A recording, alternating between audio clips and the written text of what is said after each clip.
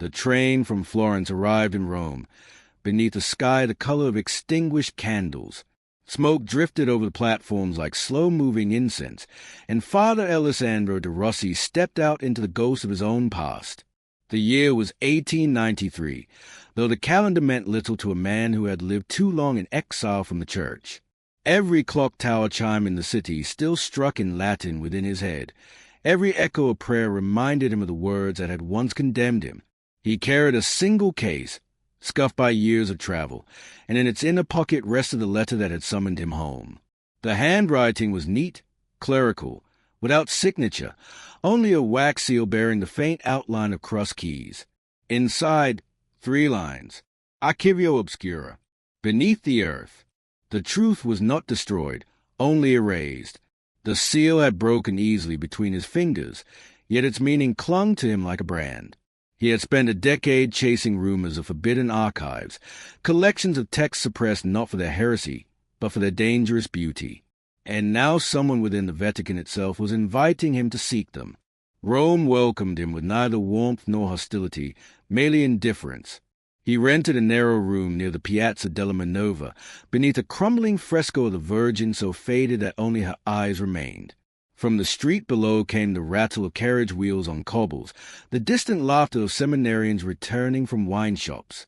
Alessandro unpacked his papers methodically, aligning his notes with monastic precision, and at the last withdrew a small wooden crucifix. He stared at it for a long time before setting it face down upon the desk. He slept little that night. Dreams came thin as veils, the whisper of Latin phrases without meaning, a candle guttering an unseen wind, a door swinging open to reveal a darkness that breathed. When morning light finally touched the city, he dressed in the plain black coat of a scholar rather than a priest. The buttons glinted like coins of penance. He ate nothing, drank only water from a chipped glass, and walked toward the Vatican. The city changed as he approached the leonine walls. Streets narrowed, statues grew sterner. It was as if Rome herself knew where he was going and sought to test his resolve. At the bronze doors of the apostolic palace, guards examined his letter with suspicion, yet after a murmured exchange they allowed him through. The whole swallowed him, vast, echoing, perfumed with the dust of centuries. Inside, he was greeted by silence and marble. Beneath frescoed ceilings, the air trembled with the weight of old prayers. He passed corridors lined with portraits of popes, each face turned slightly away as if to avoid meeting his eyes. It was a museum of conscience, and Alessandro moved through it like a ghost. He found the Archivio Segreto, the official secret archive, though the church insisted the word secretum meant only private. Its custodian, a thin man in a cassock, asked for his name and purpose. "I've come to consult Index R," Alessandro said, reciting the phrase written in the letter. The custodian hesitated. "Index R has not been in use for years." "Then perhaps," Alessandro replied, "it has gone where all unused things go." The man studied him with that particular clerical caution that hides unease behind formality. Finally he nodded and led Alessandro through a succession of chambers until they reached a small reading room lit by a single window of thick glass. Dust motes drifted in the air like unconfessed sins. "You will remain here," the custodian said. "Requests must be written and approved. You will receive what the archivist allows." He left without another word. Alessandro opened his case and placed the letter upon the table. He traced the words Archivio Obscura with his fingertip, as though the ink might still be warm. Something in the phrasing felt older than the letter itself, an echo of the church's labyrinthine tongue, where every phrase concealed another. He began to write his first request slip. Manuscripts relating to suppressed monastic orders, 13th to 15th centuries. Possible reference, Ordo Lux Corporis. The term had haunted him since his student days, when a fragment of an illuminated text had spoken of an order that sought to find God through the sanctity of sensation.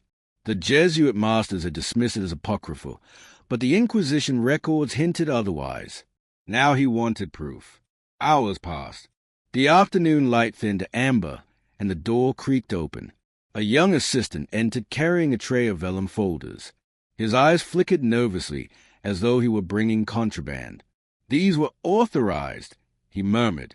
"But, Father," If I may advise, some things are best unread." Alessandro smiled faintly. "That has never been my experience."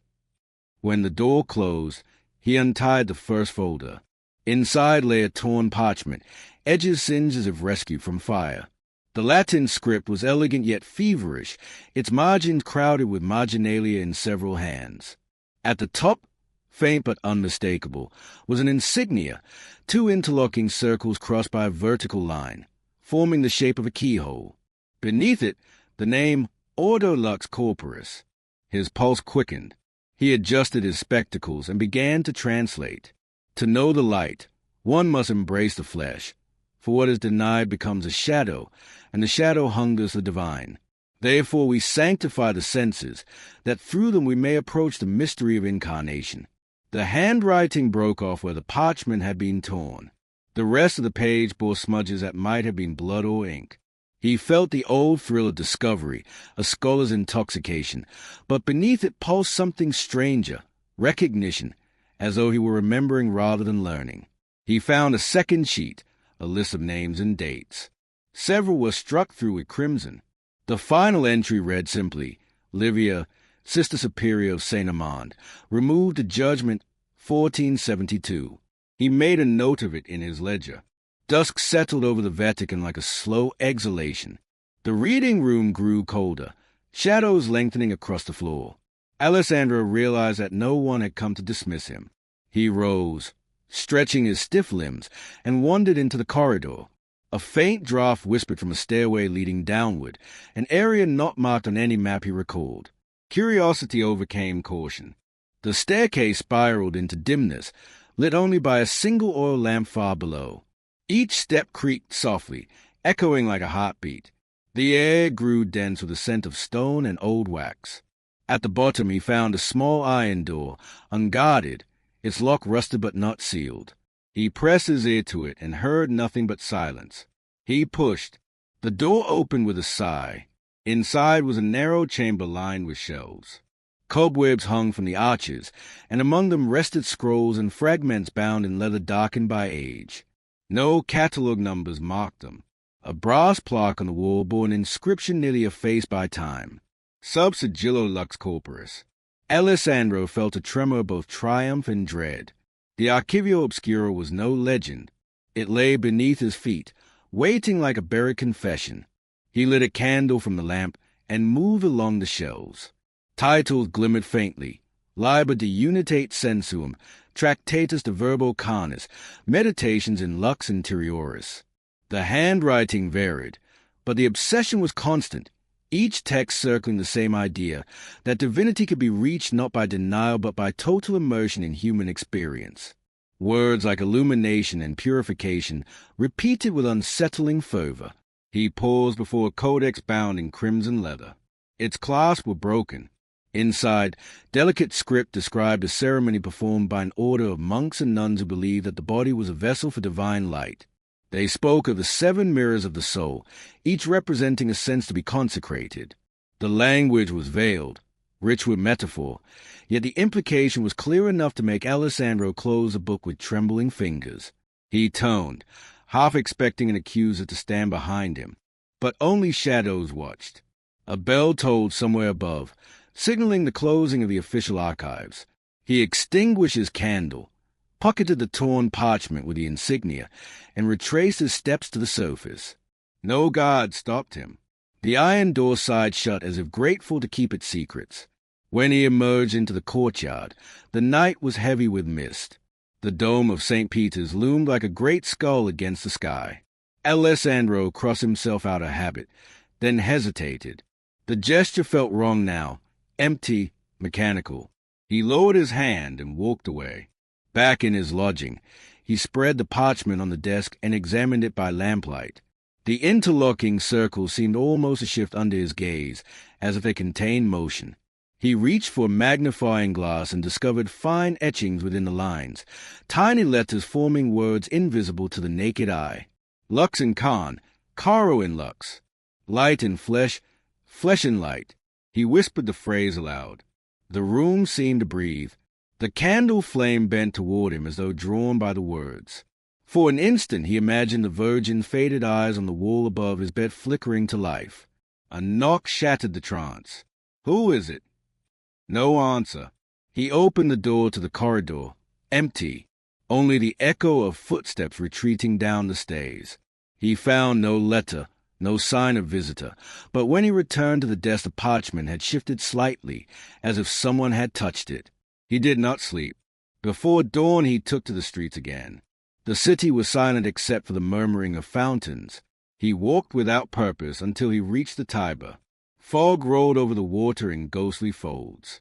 Across the river, the Vatican silhouette rose from the mist, its windows dark. For a moment he felt both awe and pity for the vast edifice of faith, its grandeur built upon the careful erasure of what it feared most. The torn parchment fluttered in his coat pocket, whispering against his heart. He turned back toward the Minerva Quarter as the bells began to toll the first Mass of the day. Each note seemed to strike deeper within him, sounding a rhythm older than liturgy, calling him not to prayer but to remembrance. The following morning dawned pale and windless, as though the city itself wished not to disturb what he had uncovered. Father Alessandro de Rossi left his lodging before the bells of Santa Maria sounded prime, the torn parchment folded safely inside his coat. Rome stones gleamed damply beneath a slow drizzle, and the streets were nearly deserted except for vendors setting out baskets of oranges whose color looked almost sacrilegious against the gray. He walked toward the Vatican again, rehearsing the words he might speak if questioned, that he was cataloguing early monastic marginalia, that his permission came from within the archives. Lies came to him easily now, not because he wished to deceive, but because the truth had grown impossible to articulate. How did one explain that a forgotten order might still breathe beneath marble floors? Inside the apostolic palace, the day staff had not yet replaced the night watch. The corridors felt hollow, muffled by dust. He passed a window through which faint light spilled like diluted gold, illuminating the motes that hung suspended in the air. Each particle turned slowly, indifferent to centuries of doctrine and decree. Alessandro found that he envied their stillness. At the reading room he met the same assistant from a previous day, the nervous young man whose hands trembled slightly as he arranged folders. "You returned early, Padre," the assistant said. "I dreamt of unfinished work," Alessandro replied. "Do you have further files under Lux Corporis?" The youth hesitated, eyes darting toward the door as though afraid of unseen ears. "There are references, yes, but the archivist forbade their removal from sub-storage." "Then I must study them in sub-storage," Alessandro said softly. "That is not permitted." He leaned closer, lowering his voice to a conspiratorial whisper. "You opened that vault once, didn't you?" "You saw the plaque." The assistant's expression froze. "I should not have." "Nor should I," Alessandro murmured. "Yet here we are, both having seen." Something in his calmness disarmed the boy. After a long silence, the assistant produced a key ring from his sleeve, fingers trembling. "If anyone asks, I was never here. Return before sext. And, Padre, do not touch the reliquaries." "I give you my word," Alessandro said, though he already knew he would break it. The descent felt steeper this time. The lamp hissed faintly. Droplets of condensation slid down the stone walls. The chamber greeted him like an old confessor, patient and expectant. Dust covered the shelves in pale fur. He set the lamp upon a lectern and opened the crimson codex again, tracing the ornate calligraphy that curled like tendrils of smoke. As he read, the words seemed to pulse in rhythm with his heartbeat. The body is a script of the divine. Each sent a letter. Together they composed the psalm of creation. He whispered the line aloud, and the air quivered. From somewhere in the darkness came a faint sound, perhaps only the settling of wood, perhaps something breathing. He turned a page and found a sketch drawn in sepia ink, a circular chamber ringed by mirrors, a single figure kneeling at the center, arms outstretched. Around the margins, marginalia in another hand, speculum septimum non videta ab hominibus. The seventh mirror is not seen by men. He copied the phrase into his ledger, though he could not say why. The words seemed to carry weight beyond translation, like a bell whose tone lingered long after the metal ceased vibrating. Hours blurred. He read fragments, petitions, condemnations. He saw how the Ordo Lux Corporis had spread quietly through convents and monasteries, its members disguising their doctrines as meditations on incarnation. They wrote of illumination through sensation, but always cloaked in allegory, the warmth of divine fire upon the skin, the taste of grace. Whether they meant ecstasy or enlightenment, Alessandro could not tell. Yet each phrase carried a strange magnetism, as if the language itself had been designed to awaken something sleeping. When fatigue at last forced him to pause, he realized the lamplight had dimmed to a copper glow. He rose to fetch more oil, but before he could reach the door he heard faint footsteps descending the stair. He extinguished the lamp and waited. A figure appeared, haloed by the flicker of a second lamp, tall, thin, the face hidden by the shadow of a hood. For a moment Alessandro thought it the assistant, but the posture was different, deliberate, composed. The figure paused at the bottom step, and spoke in Latin, Non licet mortalis videre lux corporis. It is not permitted that a mortal should behold the light of the body. Then why preserve it? Alessandro asked quietly. The hood turned toward him. Because forgetting is never complete. The Church locks away what it cannot destroy. Who are you? A custodian, the voice replied. As are you, though you do not yet understand of what. Before he could question further, the lamp was extinguished, plunging the chamber into blackness. By the time Alessandro struck his own flame, the stairway was empty. He spent the remainder of the afternoon copying excerpts feverishly, driven by a fear that the text might vanish as suddenly as a visitor. When at last he returned the manuscript to their shelves, he discovered something he had not noticed before, a small reliquary sealed within a niche, its glass front fogged with age. Inside rested a parchment scroll wound around a bone. An inscription beneath read simply, Livia non judicator. Not judge, the name from his earlier list. His pulse quickened. He knew he should leave it untouched, but curiosity eroded obedience. The clasp broke easily.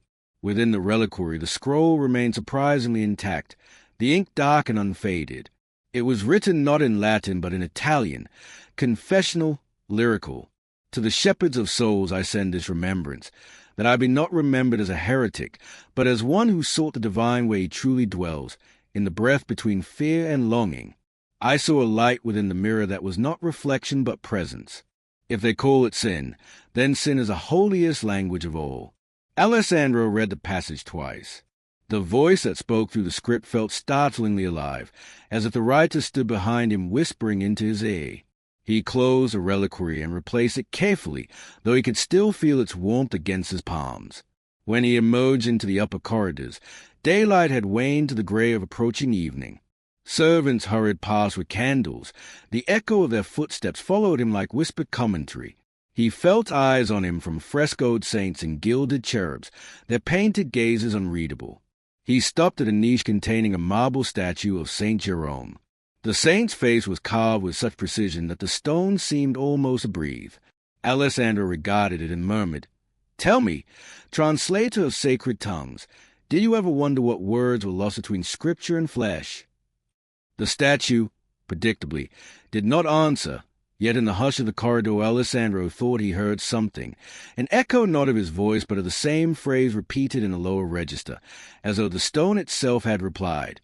He left quickly, refusing to look back. That night he sat at his desk surrounded by piles of notes. The rain had intensified, drumming softly against the shutters. He copied extract by lamplight, each stroke of the pen deepening his trance. The words of Sister Livia blended with his own until he could no longer tell where translation ended and imagination began. Outside, thunder rolled over the city.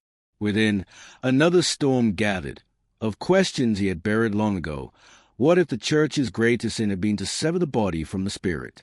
What if redemption lay not in renunciation but in acceptance? The parchment on the desk seemed to shimmer, the ink glistening like wet obsidian. A sudden gust extinguished the lamp. He reached for the matches but stopped, sensing rather than seeing that he was no longer alone. In the darkness he heard a whisper, so close it stirred the hair at his temple. You have opened the first mirror. He turned sharply. His hand brushed empty air. The whisper dissolved into the sigh of the storm. When morning came, exhaustion wrapped him like a heavy vestment. Yet he returned to the Vatican once more, compelled by something stronger than reason. The assistant was nowhere to be found. Instead, an elderly archivist sat at the desk, face stern and impassive. "You are Father de Rossi," the man said without greeting. "Yes." "You have been examining material outside your clearance. Those records are sealed for cause." "Cause or fear?" Alessandro asked. The old man's eyes narrowed. "Be careful which distinction you prefer." He slid a folder across the desk. "Your access is suspended until review. Take what notes you require from these summaries only. The vault will remain closed." Alessandro accepted the folder with outward composure. Inside were sanitized transcripts, every line of passion replaced by ellipses, every invocation reduced to bureaucratic vagueness. It was like reading the ghost of a confession. He closed it. "You are erasing history," he said. The archivist replied, "We are protecting souls." "Whose?" The man looked past him toward the crucifix on the wall. "All of them." That evening Alessandro returned to his room heavier than before. The sky bled red over the city, the color of sealing wax and sacrifice. He poured a glass of wine and did not drink it. Instead, he opened his ledger and began to write, not analysis this time, but testimony. If truth offends heaven, then heaven is a fragile kingdom. I have seen the shadow the church fears, and it is shaped like light. The act of writing steadied him. Outside, the bells rang vespers, their sound slow and mournful. He felt again the presence that had whispered in the darkness, not threatening but expectant, as if urging him toward completion. He looked at the crucifix lying face down on the desk. After a long hesitation, he turned it upright. The wood was cool beneath his fingers, the carved figure expressionless. "I am not your enemy," he said quietly to the silent Christ, "but I will not be your echo." The candle sputtered, casting a wavering shadow across the wall that seemed to move independently of him. Late that night he dreamed of corridors filled with mirrors. Each reflected not his body but fragments of scripture, words swirling like smoke. In the center stood Sister Livia, her eyes luminous, her hands raised in benediction or warning. He could not tell which. When she spoke, her voice was not human but the resonance of 1,000 whispered prayers laid together. "Seek the seventh mirror." He woke with a word mirror still trembling on his lips. Outside, Rome slept beneath a veil of mist. He rose, dressed, and opened his window to the chill air. Somewhere beyond the rooftops, the Vatican dome gleamed faintly in moonlight, vast and impassive. He felt its pull, a gravitational faith that even excommunication could not break. "I am coming back," he whispered to the night, "not as penitent, but as witness." The wind carried the words away toward the Tiber, where they vanished among the ripples like secrets returning to their source. The rain had not stopped for 3 days. It drummed on the tiled roofs and coursed down the narrow alleys like a kind of cleansing that refused to cleanse.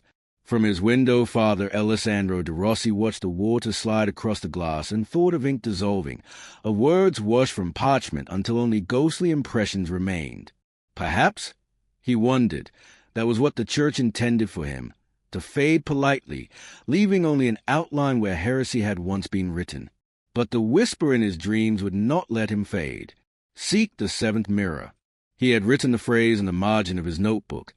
Each time he saw it, the letters seemed to rearrange themselves, shining faintly as though lit from behind. When the storm thinned to a drizzle, he took up his coat and the tiny key the assistant had lent him days earlier.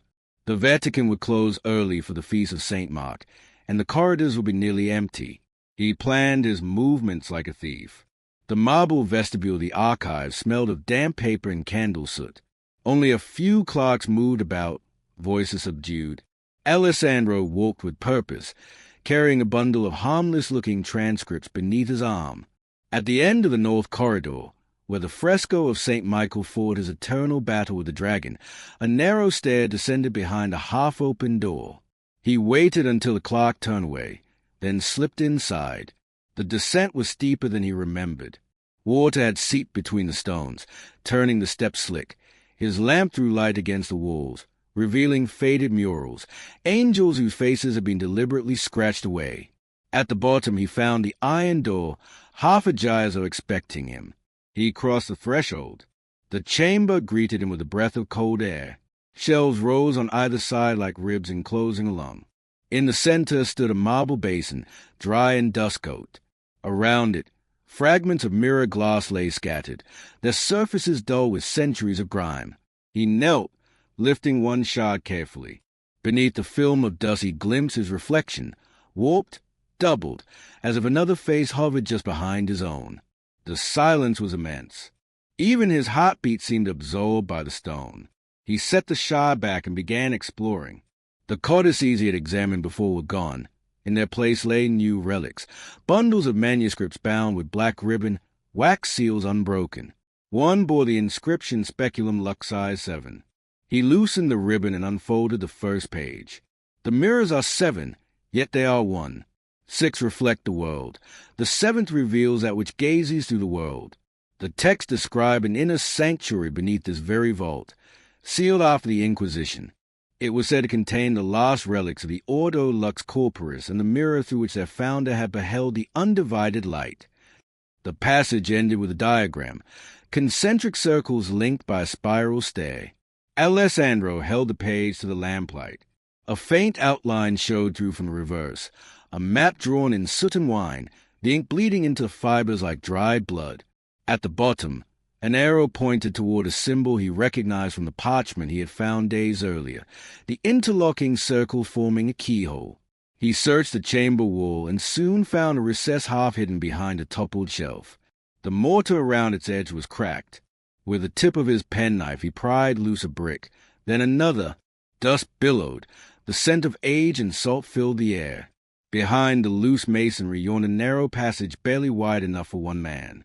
He hesitated only long enough to wrap his scarf across his mouth, then entered. The corridor slanted downward, its ceiling so low he had to stoop.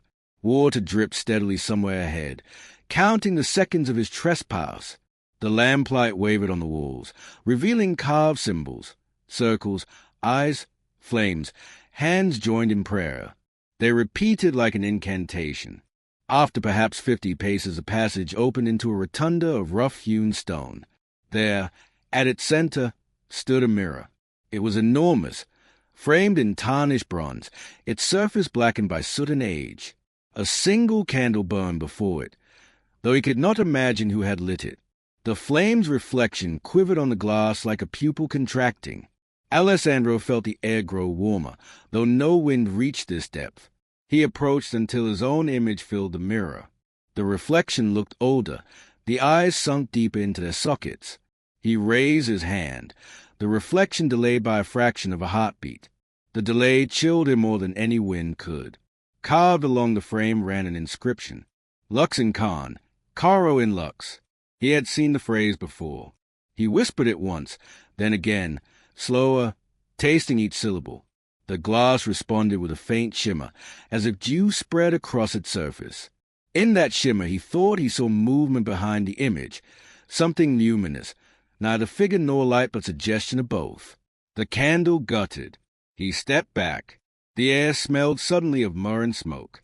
A whisper rose from the mirror, not word but tone, the echo of a voice before language. He recognized it, the same whisper that had spoken in his dreams. His knees weakened. The rational part of his mind begged retreat, yet another part, a scholar's hunger mingled with awe, held him rooted. The whisper coalesced into breath. Letters began to form upon the glass, written not in ink but in condensation. Archivio obscura non est finus. The obscure archive is not the end. Then the letters dissolved, leaving only his reflection. But his reflected hand now held a book he did not possess. When he looked down, the book lay at his feet. It was small, bound in gray vellum, sealed by a single strand of crimson thread. On its cover the same insignia, interlocking circles. He touched it. The thread broke with a faint snap, almost like a sigh of relief. Within, the pages were thin as onion skin, each covered in the same tight, fervent script. Confession of Livia, servant of light and flesh. He felt the air tighten around him. The handwriting was unmistakably the same as that of the scroll in the reliquary above. Yet this text was longer, no mere testament but a diary. He read the opening lines. They said we were shadows pretending to be flame, but the flame needs shadow or it burns the world. We sought to balance what heaven divided. Through sight we learned blindness, through silence, sound. The seventh mirror showed us not God but the echo of his absence. He stopped reading. The chamber seemed to pulse with an unseen rhythm, as though the words themselves exhaled. He placed the book inside his coat and turned back toward the passage. The way out felt longer than the descent. His lamp dimmed to an ember, and with every step he sensed a presence following just beyond the ring of light. Once, he thought he heard soft footfalls matching his own. Once, the faint clink of metal like rosary beads striking stone. When at last he reached the main vault, the door behind him closed of its own accord. The sound echoed like a final amen. He emerged into the upper corridors just as the first bells of the feast rang. The air above ground smelled of incense and lilies. Choirs were gathering in the basilica, their voices rising in praise while he climbed the side stair unnoticed, a trespasser among the faithful. In his room that night he read the rest of Livia's book. The entries shifted between devotion and despair, between moments of rapture and dread. What fascinated him most was not what she described, but how, each image balanced on the edge of revelation. The final entry ended abruptly. He comes robed in light. The mirrors will break, and in their shard we shall behold what the angels feared to see. A drop of water, or perhaps ink, blurred the last words. He closed the book slowly. He sat in silence until dawn, the lamp burning low. When the light at last seeped through the shutters, it struck the mirror above his wash-basin. For a fleeting moment, the reflection there was not his own. He turned sharply, heart pounding, but the face vanished, leaving only pale mourning in the ordinary room. That day he did not go to the Vatican. He walked the city instead, through alleys where laundry hung between windows like faded banners, past fountains where children played in the spray. The ordinary world felt distant, a thin crust above some deeper current. He carried the gray book wrapped in cloth, unwilling to let it out of his sight. By evening he found himself again before the great dome. The sunset flared crimson behind it, transforming the stones to molten gold. From within came the sound of hymns, the same melodies he had sung as a novice. Their beauty struck him like grief. "Light in flesh," he murmured. "Flesh in light." The phrase no longer felt heretical, but inevitable. That night, as he tried to sleep, the mirror across the room caught a stray glint of moonlight. The glass shimmered. A single crack ran across its surface, splitting his reflection into two uneven halves. Somewhere beyond the city walls, thunder rolled. Alessandro lay awake until dawn, knowing he would return to the chamber again. Because knowledge, once glimpsed, was a hunger that refused to die. Morning rose bruised and uncertain. A low mist crawled across the cobblestones outside Alessandro's lodging, and bells from a dozen churches argued over the hour. He had slept little. The mirror's crack gleamed faintly in the gray light like a wound refusing to close. He dressed methodically, as if obedience to ritual could steady him. The gray book he slipped inside his coat, the torn parchment he sealed within a small envelope. He no longer believed that keeping the objects hidden would protect him, but habit demanded containment. A scholar, even one excommunicated, must catalogue his own ruin. The Vatican corridors were crowded for the feast of the Annunciation. Incense hung heavy. Pilgrims whispered rosaries that tangled into a single continuous hum. Alessandro moved through them unseen, another black coat among hundreds. Yet beneath the chant and perfume he felt the undercurrent of something older, the hum of the buried vault, the vibration he had felt before the mirror. He reached the archives by noon. The elderly archivist was absent, the assistant still missing. No one challenged him. He walked the long marble hall that led to the sublevels and stopped at the statue of St. Michael. The dragon beneath the archangel's feet looked almost human in that light, its eyes uplifted not in defiance but in sorrow. The sword's tip pointed toward the hidden stair. He descended. The vault had changed. The air was warmer, the dust disturbed. On the lectern lay the crimson codex open to a new page that he was certain had been blank before. The script glittered faintly as if written in damp ink. When the seventh miracles bring flame and reflection, light reveals, flesh remembers. He touched the page. The ink smudged beneath his fingertip, but left no stain. From the far wall came a faint glimmer, his own lamp's reflection, multiplied where shards of glass caught the light. He followed it to the marble basin at the chamber's center. The basin was no longer dry. A thin layer of water shimmered within, perfectly still. When he leaned over it, the reflection that met him was not his face but the bronze-framed mirror he had found deeper in the tunnels. He blinked, and the image rippled back into ordinary stone. Yet the taste of iron filled his mouth. He lit the lamp's wick higher. "If knowledge demands witness," he whispered, "then let me see."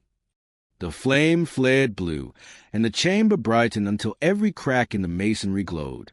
From behind him rose a sound, low at first, then distinct, the murmured cadence of prayer, layered voices without bodies. They chanted in a language older than Latin, vowels rolling like tide over pebbles. Alessandro turned. No one stood there. The sound came from the walls themselves. A draught extinguished the lamp. Darkness folded around him, yet the basin continued to shine faintly, lit by no source he could name. Shapes formed in the reflection. A cloister walk at night, veiled figures carrying candles, a circle of light widening across stone. Among them stood a woman in the habit of a 15th-century nun, her face calm, her eyes luminous. "Sister Livia," he breathed. The figure looked up, as though hearing his voice through centuries. Her lips moved, but the words reached him only as vibration, a pulse that resonated behind his ribs. For an instant he glimpsed the gray book in her hands, open to the final page. Then the vision fractured like glass struck by unseen force, and the basin returned to darkness. He staggered back. The chamber's echo rolled away slowly, like water receding through catacombs. When the lamp finally caught again, its flame burned steady in gold. On the floor before him lay a single object, a key, black iron, shaped like the twin circle insignia. He lifted it.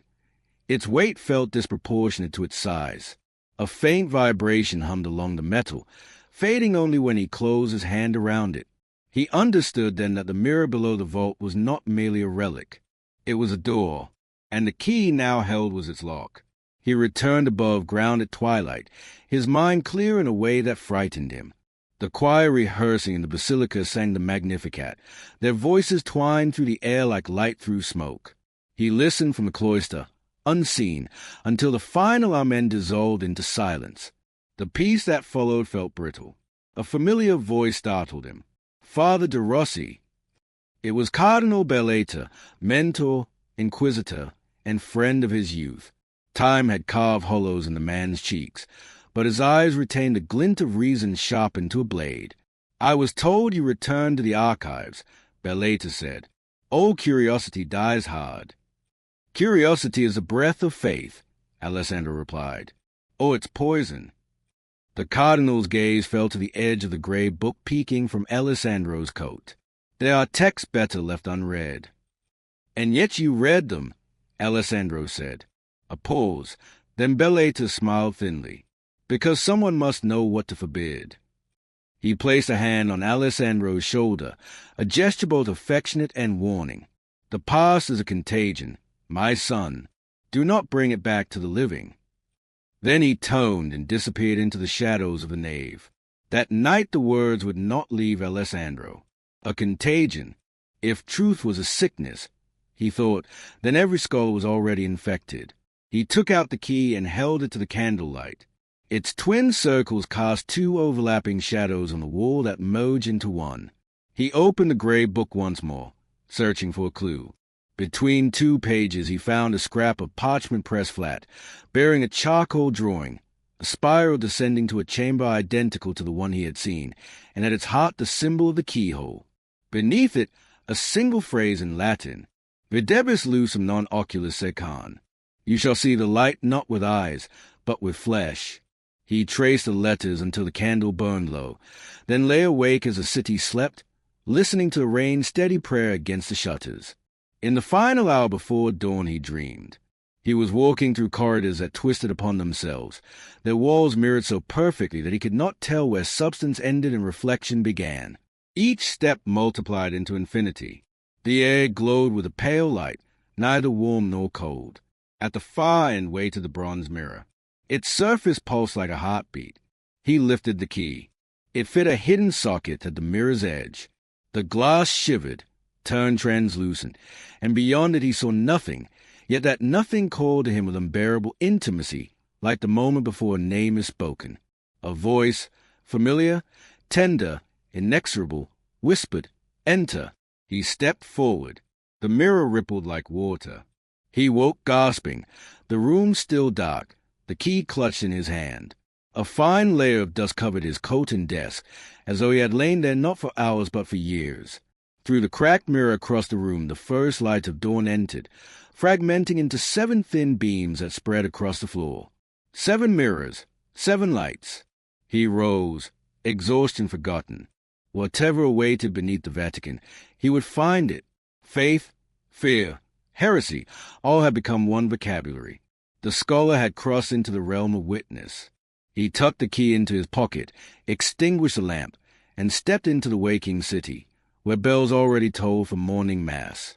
The Vatican's archives slept like a buried city, corridors winding under corridors, each door a tomb that had forgotten its occupant. Father Alessandro de Rossi learned to move through them by memory. 6 turned from the staircase of St. Michael, 3 lantern niches to the left, the last door with a broken hinge. Behind it waited the chamber that only he and perhaps the ghost of scribes remembered. He came nightly now. The grey book of Livia lay always in his coat pocket. The iron key hung from a cord against his chest, cold against his skin. It had become his new scapula. On this night the air smelled of beeswax and something older, like parchment baked in summer heat. He found the desk where the red codex rested, and placed his lamp beside it. Dust had gathered since his last visit. He brushed it away and began to read. The text before him bore the heading Acta Lux Corporis, dated 1268. Its script was precise, monastic. A translation followed in the margin, written centuries later by a cautious hand. They sought to know God not by flight from the flesh, but by descent into its mystery. For the body is a scripture written in living ink. He who reads it rightly beholds the face of the author. Alessandro read the line 3 times. In its rhythm he felt both blasphemy and revelation. The idea that divinity might be inscribed within the human frame struck him as perilously close to truth. He imagined the scribe bent over the page, quill trembling, aware that one misplaced word could damn him forever. He turned the folio. Marginal notes referenced abbeys long dissolved, St. Mariel, San Giovanni in Lione, and an unnamed convent beyond the river of light.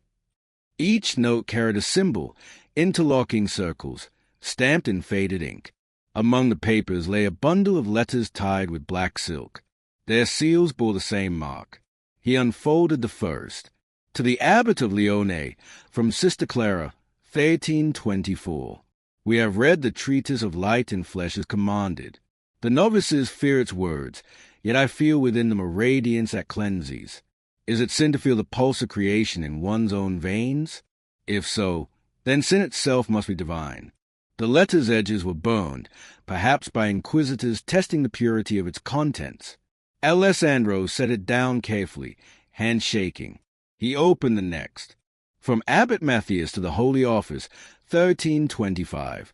The Sisters of St. Mariel claim visions, wherein the light speaks through sensation.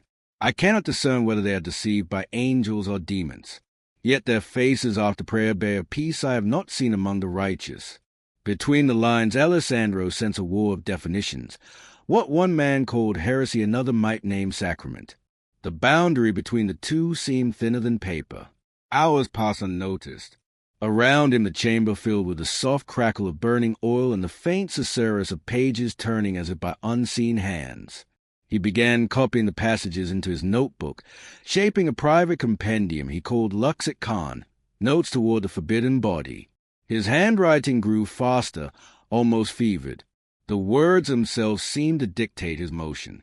When he paused to rest his eyes, he found he had written a phrase not from any document but from his own thought.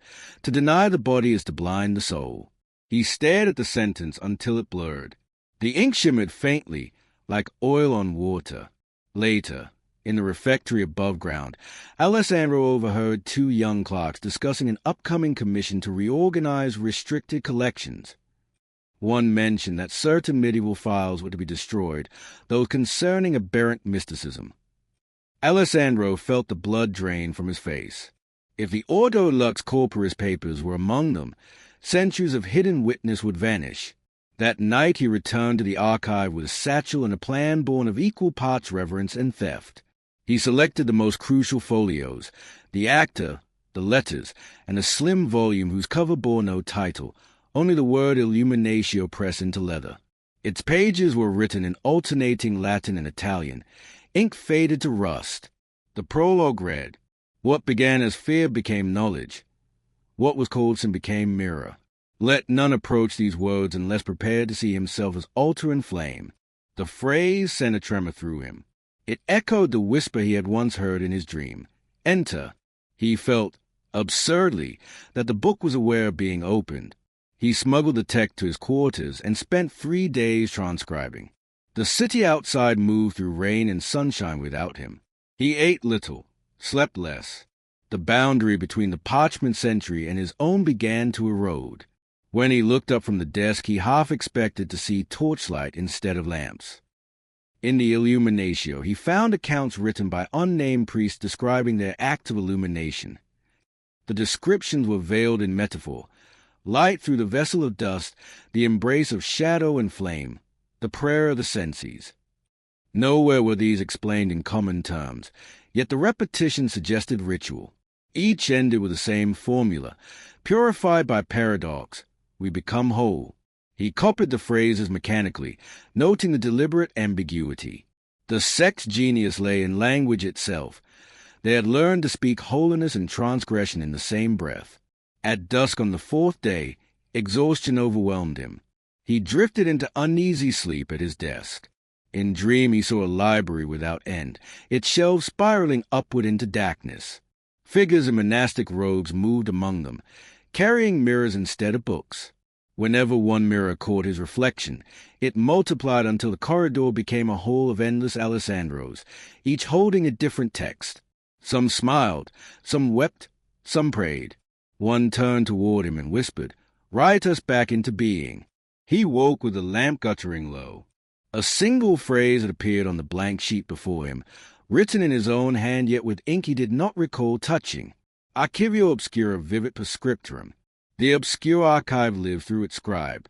Outside, dawn bled into the sky.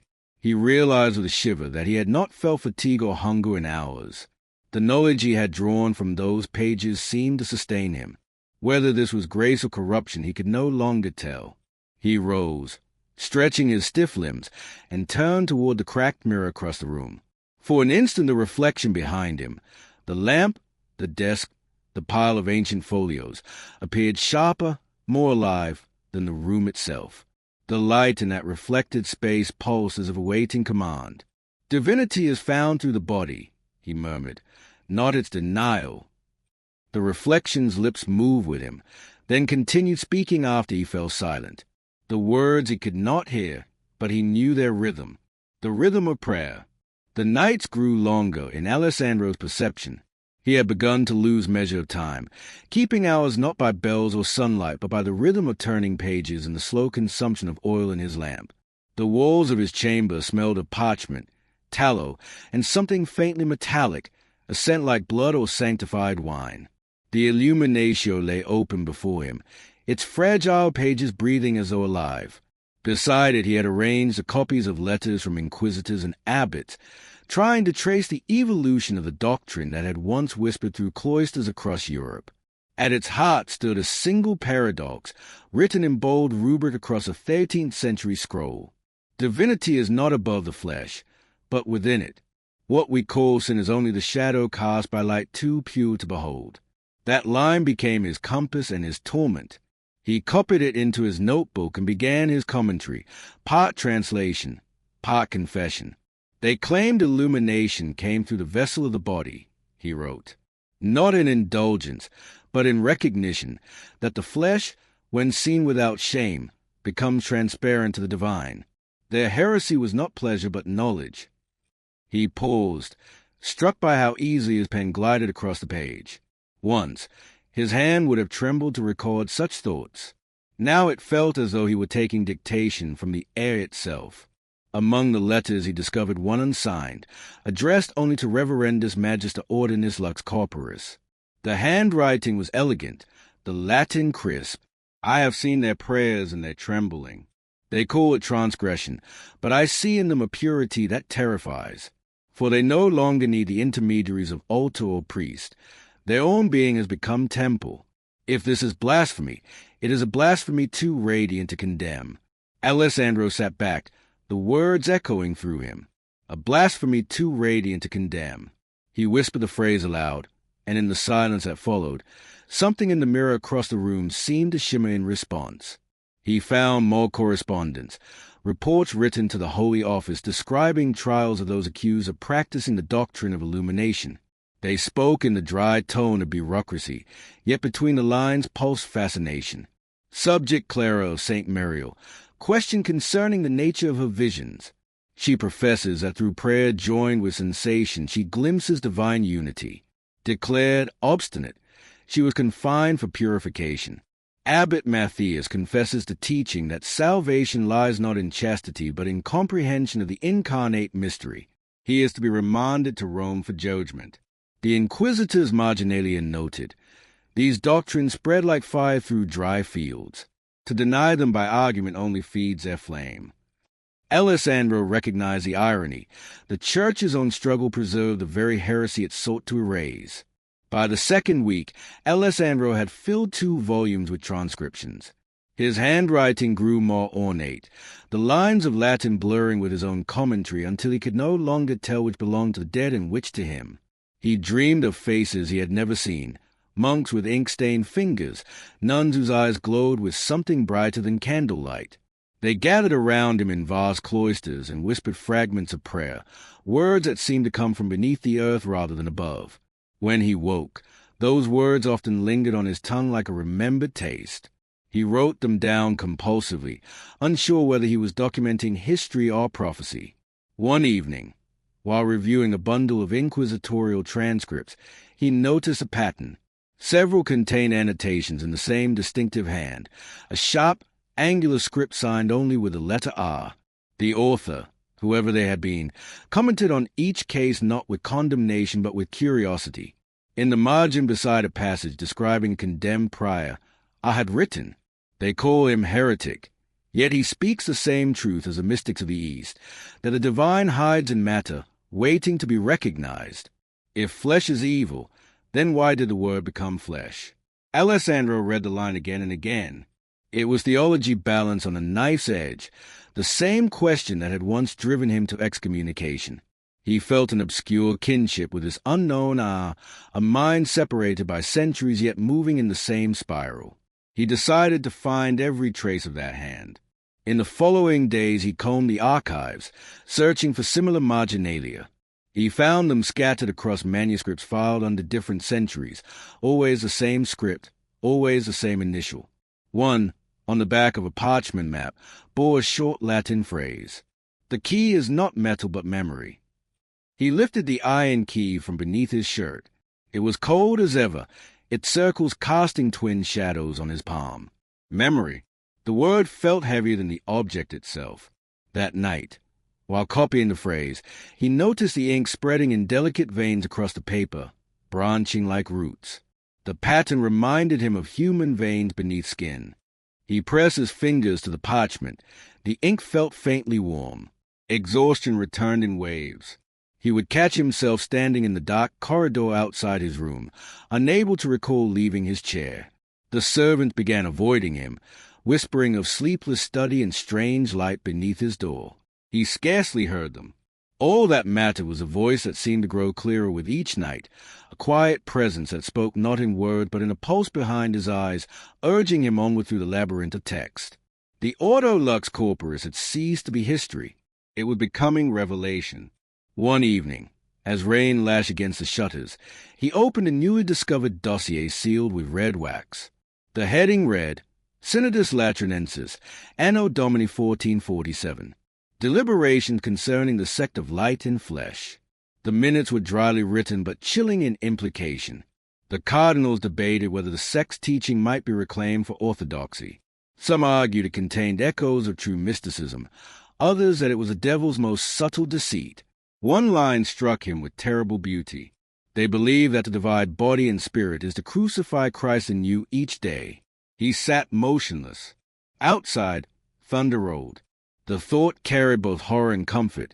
It implied that salvation lay not in flight from a human, but in its complete embrace. For the first time, Alessandro realized he no longer felt the instinct to recall. The next morning, a knock at his door. He opened it to find Cardinal Belletus standing there, his red robes gleaming like fresh wax. "You have been missed," Belletus said quietly. "There are questions about your current research." Alessandro gestured to the piles of manuscripts. "I am cataloguing the remnants of a theology we condemned before we understood it." Belletus' expression did not change. Some heresies are named before they are understood precisely, so they cannot be understood. He walked to the desk and lifted one of the letters. "These words are poison, Alessandro. They charm even the learned. You think you can drink without being changed." "I seek truth," Alessandro said. "Then seek it through obedience, not indulgence." The cardinal placed the letter down gently. "You were excommunicated once. I would not see it repeated." But as he left, Alessandro saw something flicker in the older man's eyes. Fear, perhaps, or envy. He realized then that Belletus too had read the forbidden pages once. Perhaps no one who glimpsed them ever forgot. That night Alessandro returned to the vault beneath St. Michael's stair. He carried with him the illuminatio, the key, and his notebook. The air was colder than before. The stone walls wept moisture that gleamed in the lamplight. He set his materials upon the marble basin and opened the book to its final page. There, written in the smallest hand yet, was a verse he had somehow overlooked. "When the scribe becomes scripture, the circle will close. The mirror will open." The flame of his lamp flickered, as though stirred by unseen breath.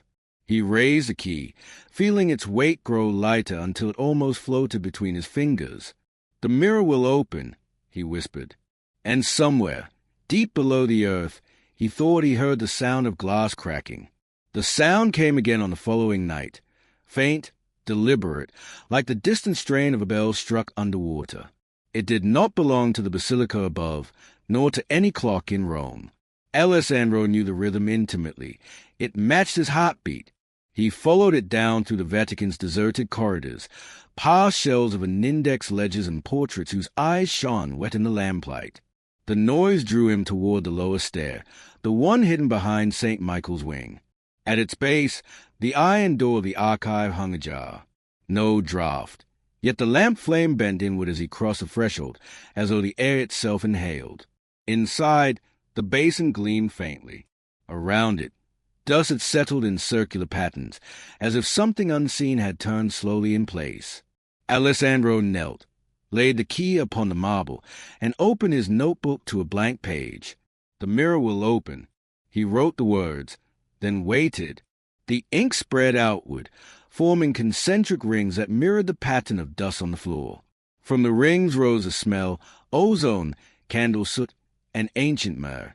The air trembled.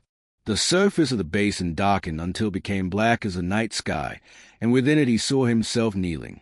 But behind his reflection stood another shape, a figure robed in lightless shadow, face obscured, hands clasped around a book bound in gray vellum. When he lifted his own hands, the reflections lagged by a heartbeat, exactly as it had in the mirror of the deeper vault. He felt no fear now, only the strange composure that comes when thought has passed beyond doubt. "Who are you?" he whispered. The reflection's lips moved, but instead of sound, words blossomed in his mind like smoke letters. "The one who writes you." The phrase chilled and fascinated him. He leaned closer. The surface of the water rippled, distorting both faces into one. For a moment he saw features he did not recognize, his own yet altered, illuminated from within by something that was not light. Then the vision broke. The basin returned to stillness. The smell of ozone faded. He looked down at his notebook. Across the page new lines had appeared, written in the same hand as a mysterious "Ah." The body is the first mirror. What it reflects is not itself but what gazes through it. He traced the letters, feeling warmth under his fingertips as though the ink were freshly laid. The following days dissolved into feverish study. Alessandro scoured the illuminatio for clues. The text spoke increasingly in riddles. Every cell of flesh remembers creation. To awaken it is to speak the language before words. He began writing marginal notes in the same angular hand as Ah without realizing. When he noticed, he could not recall when the transformation had begun. His reflections in windows, in water, even in the polished bronze of door hinges, seemed to linger longer than he did, as if reluctant to follow him back into reality. He stopped attending mass bells that once ordered his days now sounded like warnings. He ate whatever bread he remembered to buy, drank water when his throat burned. The rest of his sustenance came from parchment and ink. At times he thought he felt the weight of unseen eyes watching through the pages, as if the sect he studied had never perished but waited inside its own writing for another mind to host it. On the 10th night of his vigil, a sealed packet arrived at his door. There was no name upon it, only the insignia of 2 interlocking circles. Inside lay a single sheet of vellum bearing words in the cardinal's unmistakable hand. "You are treading the same path as those you study." They sought revelation and found reflection. "I beg you, stop before the mirror turns its gaze upon you." Beneath the signature was pressed the red wax seal of the Holy Office. Alessandro stared at the message until candle wax dripped onto it. The heat blurred the letters. The wax seal melted into a single crimson circle, identical to the ones he had seen everywhere. He folded the letter carefully and placed it with the rest of his papers. If Bellata feared the mirror, then the mirror held something worth fearing. Rain swept Rome for 3 days. The Tiber rose. The sky hung low and greenish, echoing with thunder. The scholars avoided the lower archives, complaining of damp. Alessandro took advantage of their absence. He descended once more with lamp and key, feeling each step as both descent and invocation. This time he did not stop at the basin. He sought the deeper chamber where the bronze mirror waited. Water dripped from the ceiling in steady rhythm, like the ticking of a great hidden clock. When he reached the mirror, the lamplight shone across its surface, revealing that the crack he had once seen had widened into a jagged seam from top to bottom. He approached until his breath fogged the glass. "Light in flesh, flesh in light," he said, "the creed of the forbidden order." The mirror answered not with sound but with movement. The fog on its surface twisted into words that wrote themselves backward. "Remember us." Then the letters dissolved, and through the seam he glimpsed faint luminescence, pulsing like a heartbeat. He pressed the key against the crack. It fit perfectly, though no lock was visible. The metal vibrated, then turned of its own accord. The glass shuddered, liquefying around the edges. His lamp went out. Darkness, complete, dense, alive. In that silence he heard many voices whispering at once. Prayers, confessions, questions. They spoke in every tongue he had ever read. The sound surrounded him, then condensed into a single voice, the same that had haunted his dreams. To read is to become the page. He felt a pressure behind his eyes, as if words were being inscribed upon his mind from within. Fragments of the illuminatio echoed through him. The scribe becomes scripture, the circle will close. A brilliant pulse of light flooded the chamber. For an instant he saw nothing but whiteness, then the reflection resolved into a vision. Hundreds of figures robed in shadow, standing in concentric circles around a central flame. Their faces were neither joyful nor suffering but tranquil, as if they had found the answer beyond all opposites. At the center stood a figure whose features were his own. The vision faded, leaving him kneeling before a mirror whole once more. No crack, no keyhole. His lamp relit itself with a small sigh of flame. The key lay at his feet, transformed. Its iron darkened to glass, its circles fused into one. He picked it up. It was warm. When he emerged into the streets, dawn had already begun to bleach the clouds. Pilgrims hurried toward the basilica, their prayers rising in soft waves. To Alessandro, their faces looked luminous, as though some hidden radiance moved beneath their skin. He realized he could see the faint outline of blood coursing through their veins, light moving through matter. He blinked, and the vision receded, leaving him trembling with wonder and terror. That night he recorded everything. "The Ordo Lux Corporis did not die," he wrote. "It transcribed itself into whoever seeks it. The mirror is not object but process, the body itself the medium. To understand it is to risk becoming it." As he laid down his pen, he saw the same sentence appear a second time beneath his own, written in unfamiliar hand, as if the mirror across the room had decided to add its commentary. He stared until the ink dried. Outside, the bells of St. Peter's tolled the midnight hour, 7 slow notes, then silence. Rain had ended. The city steamed beneath a gray dawn. Alessandro woke at his desk with the illuminatio open and a ring of extinguished candles around him. Their wax had pulled into shapes that resembled human faces, serene, sightless. He touched one and it crumbled to dust. On the page before him someone, perhaps himself, had written 3 lines in a cramped, hurried hand. "Light seeks vessel. Vessel seeks form. Form seeks remembrance." He read the words aloud. The room seemed to breathe in answer. The air quivered as if stirred by invisible wings. Every book upon the shelf shifted slightly, paper rustling like feathers. He felt it then, a pulse moving through the walls, through the very stones of Rome, the same rhythm he had heard in the mirror. It was a heartbeat of something buried but awake.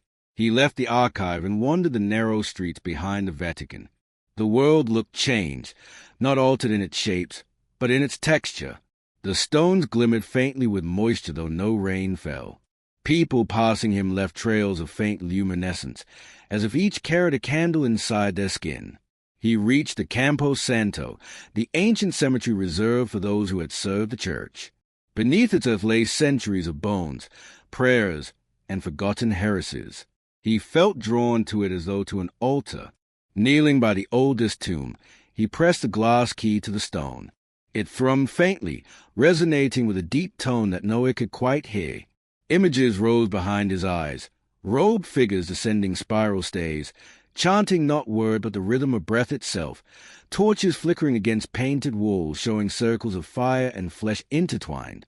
He saw the sigil of Lux Corporis, 2 interlocked rings, burned into the stone of their hidden chapel. He realized that he was not remembering but being remembered. Back in his chamber that night, he tried to write but the words refused him. Every phrase came out doubled, as though another writer inside his hand were composing in tandem. He surrendered and let the flow take him. The text that emerged was not his own language, but Latin of the 13th century, fluid, luminous, impossible for him to translate consciously. When the final sentence formed, he read it aloud. Scriba fit scriptura, lumen transit pecanum sicut verbum pachata. The scribe becomes scripture. Light passes through flesh as word through parchment. A wind stirred though the shutters were closed. The lamp flared and died. In the dim afterglow he saw, upon the opposite wall, a faint circle of light widening slowly like an opening eye.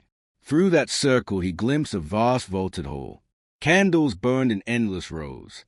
At the center stood the figure he had seen in the mirror, himself, or the echo of himself, wearing robes embroidered with the sigil of the order.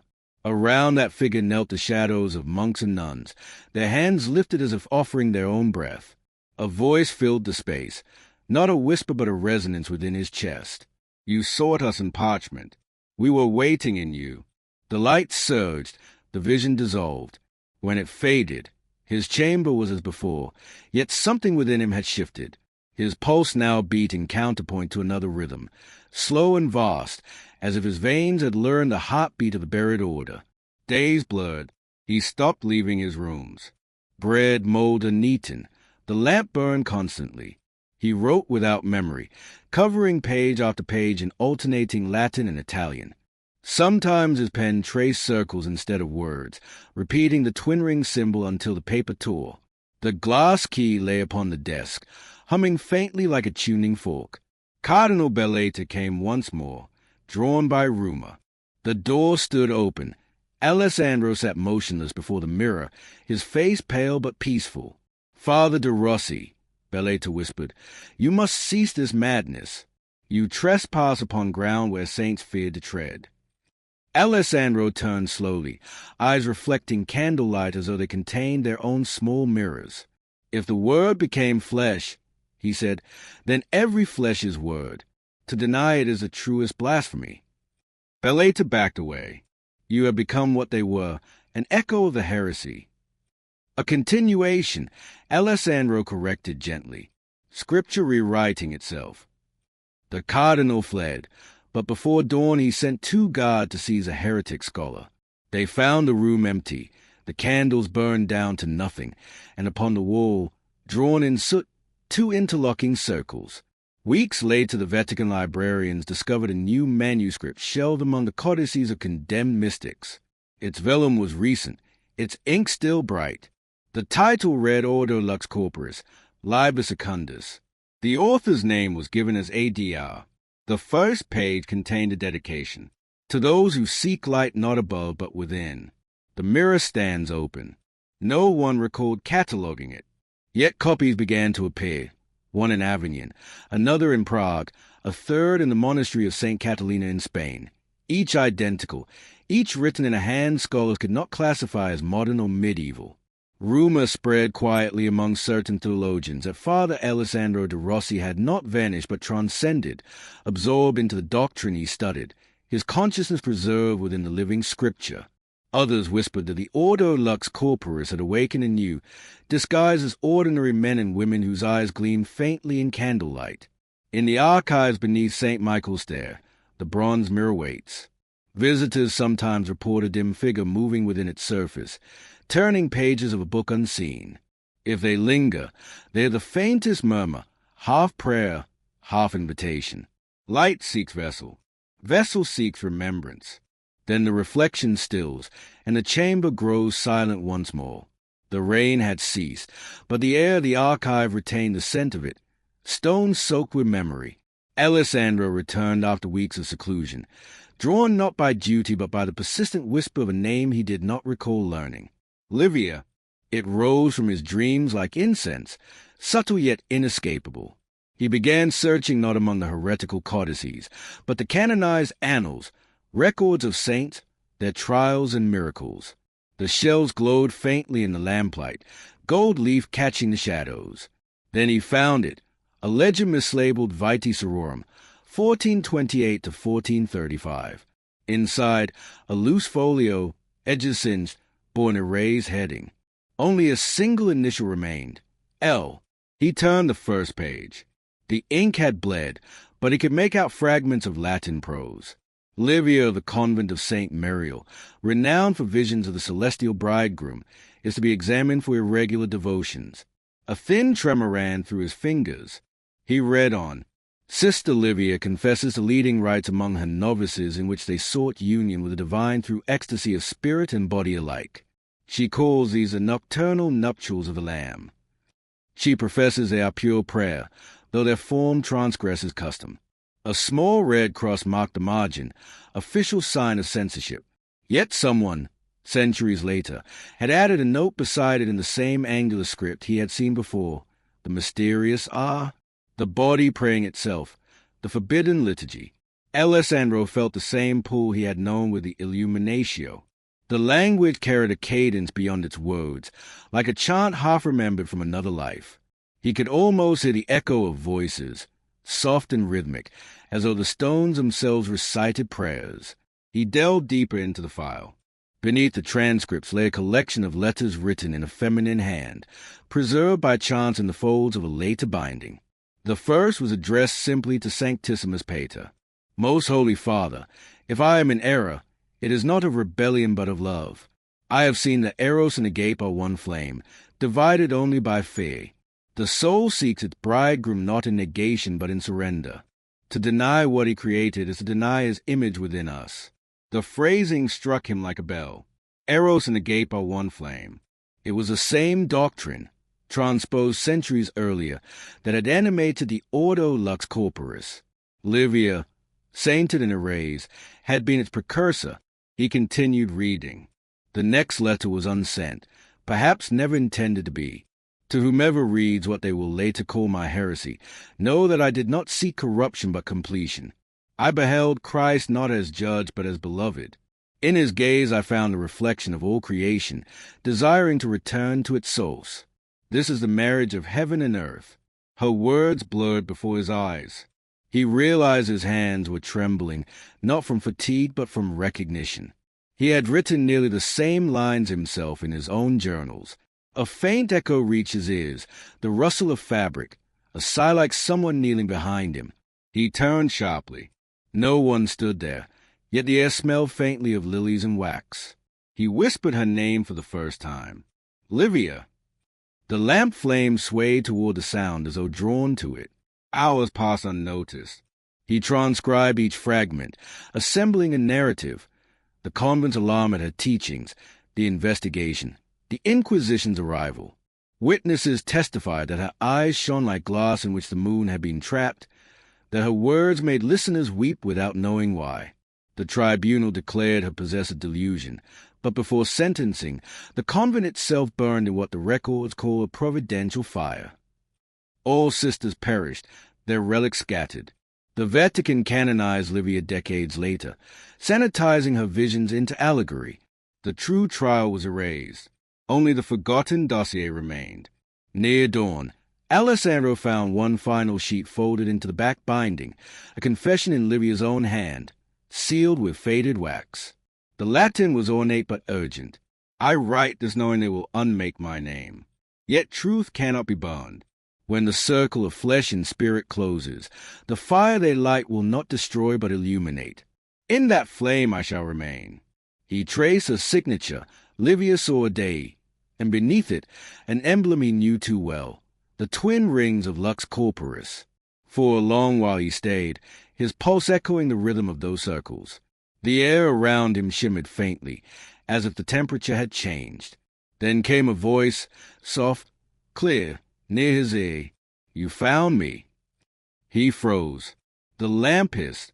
No one was there.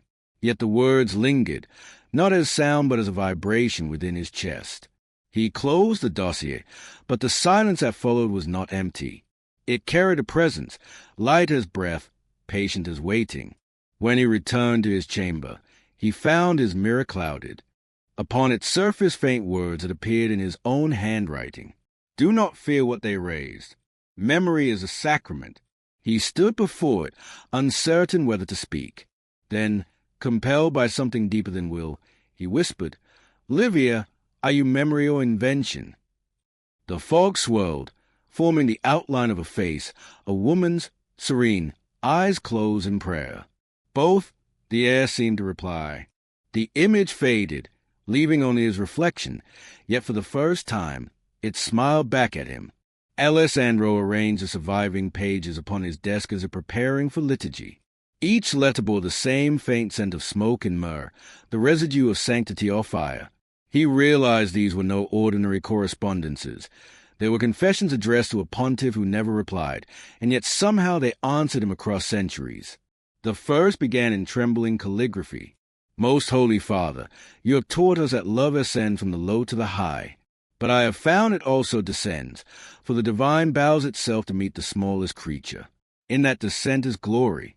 I have seen the mystery that joins Creator and creation, and it is neither command nor chastity but compassion, love that enters rather than stands apart. The parchment crackled as Alessandro turned it. The next lines had been scored through with red ink, the hand of the censor angry and hurried. He held it to the lamp, reading through the scratches. When the soul knows itself seen, it trembles, and that trembling is prayer. Why should we call it sin to feel the presence so near that breath and spirit mingle? He whispered the words aloud. They vibrated the air as if the room itself remembered them. For an instant he felt the faintest warmth upon his forehead, like a benediction given by unseen hands. The second letter was longer, written days before Livia's arrest. Beloved shepherd of the church, the novices fear what they cannot name. I lead them only to silence and to the place where silence becomes song. If they fall to their knees, it is not to flesh but to the flame that moves within all things. Is this not what your own mystics call a gate? I have read that the divine word became human so that humanity might share the word. Why then do we flee the human as though it were plague? To deny the senses is to blind the avenues through which grace travels. Alessandro paused, the words resonating through him with unsettling intimacy. Livia's tone was not defiance but yearning, an appeal to be understood. He could almost see her, quill poised above the parchment, candlelight drawing gold upon her habit, eyes wide with conviction. He wrote in his own journal, "She sought not pleasure but wholeness." She named what the rest of us fear to name, the divine that moves through matter. At the bottom of the third letter appeared a different handwriting, stern, masculine, likely a scribe or inquisitor annotating for the record. The sister speaks of sacred desire. Recommend immediate confinement and spiritual examination. Beside it, in faded ink, someone had added, "She sees with too much light." That phrase pierced him. Too much light. Was that not what had condemned every visionary from prophets onward? He remembered Bellata's warning. They charm even the learned. Perhaps the danger lay not in heresy, but in clarity. He continued reading. "If my visions offend, forgive me. But when I pray, I see the heavens descending, and within that brightness stands a beloved, his eyes upon mine. He calls me not servant, but companion. In that word lies all salvation." The handwriting wavered there. Drops of ink had pooled, as if from tears. As he transcribed, Alessandro began to feel the letters pulse under his fingers. He thought he heard faint music, notes too delicate for any instrument, a harmony that seemed to come from inside the walls. The room's shadow thickened, shaped into what his mind insisted was a kneeling figure. He did not turn away. "Livia," he murmured. The outline lifted its head, and though its features remained indistinct, he felt the unmistakable presence of attention, the stillness that accompanies listening. "Did they understand you?" he asked. The air shivered. The answer came not in word but in sensation, a mixture of sorrow and calm, as if centuries of silence were being exhaled in one breath. The next document was unsigned but clearly hazed, a fragment of theological meditation later copied by scribes. "Eros and agape are two wings of the same dove. One lives through longing, the other through surrender. If either be broken, the soul cannot rise." The Church, in its later gloss, had altered the sentence. "Faith and charity are two wings of the same dove." Alessandro compared the versions side by side, realizing how subtle a revision, yet how total its effect. By erasing one word, they had stripped the theology of its human pulse. He wrote in the margin, "They sanctified her by amputating her." Toward midnight he reached the final letter, marked Ultima. It was brief, scarcely 20 lines, but its voice felt different, steadier, resolved. "To the Holy Father, or to whoever will listen when Rome forgets, I will not renounce what I have seen. I have touched no man, yet the flame touched me, and I am remade. If this be madness, may it teach wisdom. If heresy, may it show truth's other face. The union I speak of is not of bodies, but of being. The heart knows this as a tongue knows speech, by use, not by silence. When they question me, I shall answer in the only language left, the language of light." The letter ended with a mark, a circle enclosing a smaller one. Alessandro leaned closer. Between the two rings shimmered faint residue of gilding, almost invisible. Yet when the lamp caught it, the reflection flared like the edge of the bronze mirror in the vault. He heard the faintest whisper, "Read it again." He obeyed. As he recited the last line aloud, the air grew warm, the lamp's flame lengthened, and for a breathless instant the room was filled with radiance too soft to name. When it faded, he felt neither fear nor fatigue, only an ache of recognition, the same ache her words had carried. He looked down. On the desk lay an unfamiliar sheet of parchment.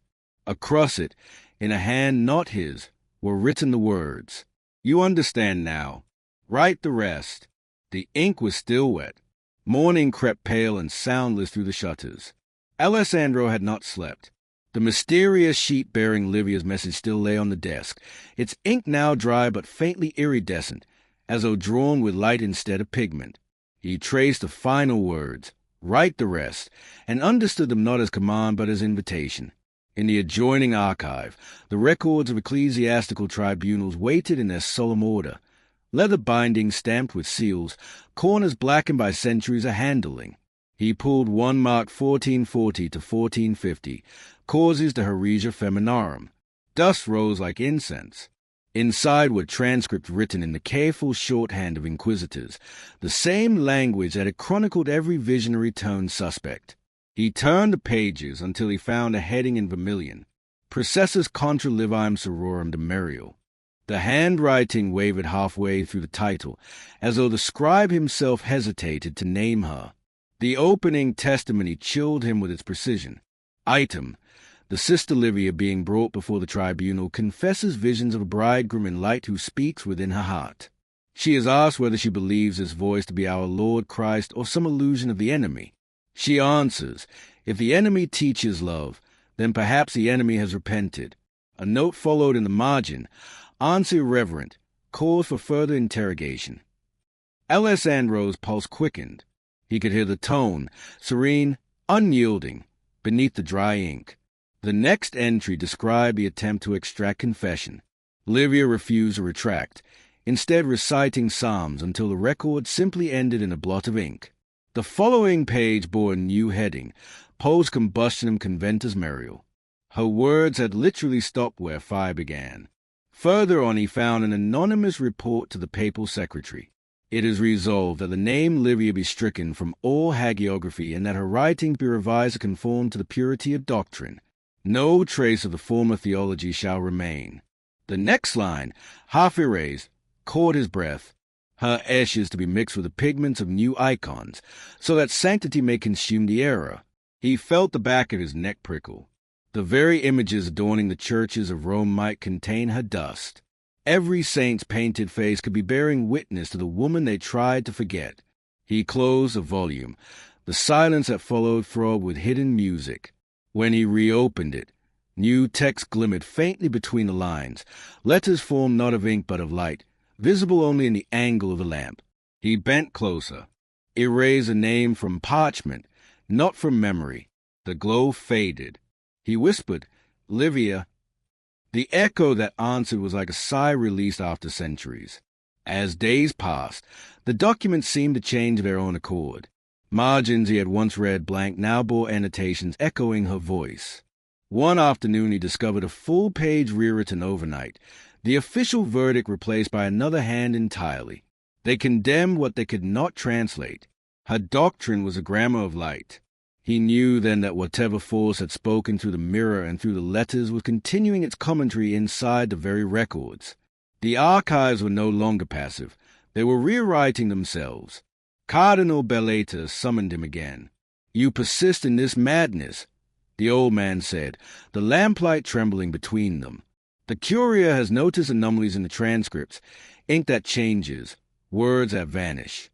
They say you tamper. I copy only what is there, Alessandro answered. Perhaps the past prefers accuracy. Accuracy. Bellata's voice cracked. You speak as if parchment could rise from its grave. What do you think you're resurrecting? The truth that was buried with her. For a long moment the cardinal studied him. Do you not fear excommunication? I have already been excommunicated once, Alessandro said quietly. The second time will only make it official. Bellata's eyes softened. Pity or dread? Perhaps both. Then God help you, because Rome will not. That night the archives trembled as if shaken by underground thunder. Lamps guttered. From deep within the vaults came a rustling like countless pages turning at once. Alessandro descended with his lantern, guided by the faint chiming pulse that had become familiar. In the lowest chamber, the air shimmered with motes of gold dust, each one a fragment of script drifting loose from the volumes stacked along the walls. Words lifted off the parchment and swirled around him, forming brief sentences before dissolving again. I am remembered. The fire was not punishment. The bride waits in every seeker. The letters brushed his skin like moths. He felt warmth spread through him, not fever but illumination. Then the whisper came, unmistakable. Right. He raised his notebook. The pen moved of its own accord, tracing a narrative he could scarcely follow. He saw through her eyes, the tribunal hall, the torches, the calm with which he faced the judges. He wrote until dawn, until the last line inscribed itself without his will. In the moment of condemnation, she became light. When consciousness returned, he found himself kneeling before the bronze mirror in the sub-vault. The glass key rested in the basin beside him. Within the mirror's depth a faint figure stood, female, cloaked in radiance, her features indistinct yet profoundly familiar. She lifted her hand as if in blessing. The gesture was not command but recognition. "You are the witness," the voice said, not through air but directly into his thought. "They cannot erase what you have become." The image dissolved into brightness, then into ordinary reflection. He staggered back to his chamber, clutching the notebook that now bore both his handwriting and another interwoven with it, hairs and is indistinguishable. The final page carried a single sentence. "History is a veil. Faith is what burns through it." He closed the book, and outside his window the bells of St. Peter's began to toll, 12 measured notes that seemed to mock the death of silence itself. Rome lay sleepless under the pall of mist. Bells tolled unseen hours, each echo turning through the streets like a wandering prayer that had lost its priest. Father Alessandro de Rossi walked alone across the cobblestones toward the Apostolic Archive, carrying nothing but his notebook and the small key of glass. He felt no fatigue, only the charged stillness that follows revelation. The boundaries between waking and dream had thinned. Voices met him in the wind's hollow corridors. The bronze doors of the archive opened at his touch, as if expecting him. Inside, the torches burned blue. The shelves leaned closer, their volumes murmuring in languages older than Latin. Every page he had read, every fragment of Livia's thought, seemed to breathe around him. He descended to the lowest vault where the mirror waited. The mirror no longer reflected his image. It shimmered with faint motion like the surface of deep water under moonlight. When he lifted the lantern, the light was drawn inward, absorbed by the bronze. He saw the outline of cloisters, arches, and faces that were not his own, echoes of another century unfolding within the glass. He whispered, "Livia."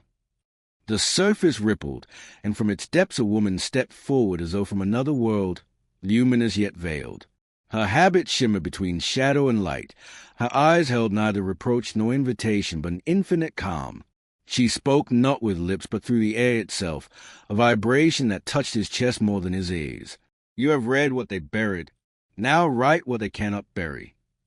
Alessandro fell to his knees. "What am I to write?" "The truth as it lives, not as Rome dictates it." He looked up, trembling. "They will destroy it." "Then let them try. Fire cannot consume what is already light." Her image wavered, replaced by visions that seemed to arise from the mirror itself. The convent at Meriel, cloister gardens under moonlight, novices chanting psalms, the tribunal's hall, and finally the pyre, its flames bending not upward but inward, devouring the darkness that surrounded them. Through the glow he heard her voice continuing, serene. "Do you understand now, scholar? The body they feared was only the lamp. The flame was always divine." He pressed his palm to the bronze. Heat surged beneath his skin, not burning but searing the memory into him. The mirror brightened until the chamber vanished. He stood in a landscape of endless parchment, the sky itself inscribed with words of fire. Figures walked there, monks, nuns, inquisitors, saints, each carrying fragments of manuscript that reassembled in their hands into new texts. Livia moved among them, gathering the lost pages, whispering them back into existence. When he spoke, his voice joined hers. Their words became indistinguishable, weaving into a single litany that rolled across the horizon like a tide. Truth sleeps only in the mouths that will not speak. Wake and remember. He awoke on the floor of the vault, the mirror dim once more. Around him, the manuscripts that had been locked for centuries lay open, their margins filled with new writing, commentary written in a hand identical to his yet older, more deliberate. The text spoke of illumination through understanding, of matter as vessel rather than corruption, of grace as movement, not stillness. He realized he had completed her theology, not as repetition but as continuation. Footsteps echoed above. The curators had discovered the disturbances. He heard the clatter of keys, the shouts of guards. He hid the notebook inside his robes and turned once more to the mirror. Its surface showed only his reflection now, yet behind his own eyes lingered a second gaze, patient and knowing. "Will you remain?" he asked softly. The whisper answered, always where truth is forbidden. The door burst open. Beleta entered with 2 attendants. "In God's name, what have you done?" His voice was hoarse with terror. "The archives are alive with light, every codex altered. You've unleashed something we cannot contain." Alessandro faced him calmly. "Not unleashed, revealed. What was hidden returns to speak." "Blasphemy," the cardinal rasped. "You think the church can abide such heresies? We will burn the vault." "Burn it," Alessandro said. "You will only prove her doctrine once more." For a heartbeat, the 2 men stared at one another. Then Beleta's resolve faltered. He turned from the mirror as though unable to endure its silent witness. The attendants backed away, crossing themselves. The scholar was left alone. Flames came later that night, ordered by unseen authority. From the windows of his chamber, Alessandro watched the faint glow rising from beneath the Vatican gardens. He felt no grief. He had already copied what mattered, hidden within his notebook and within memory itself. As the fire climbed, a soft wind carried through the open shutters a whisper like the turning of pages. "You have written the rest." He opened the notebook. Its final page was blank. He dipped his pen, and without thought inscribed a single line. "Saint Livia of Meriel, witness of the union unbroken." As he wrote, a pale radiance filled the room. The fire's reflection trembled across the walls, resolving into the faint outline of a woman's figure, smiling through the smoke. Her presence was not apparition but completion.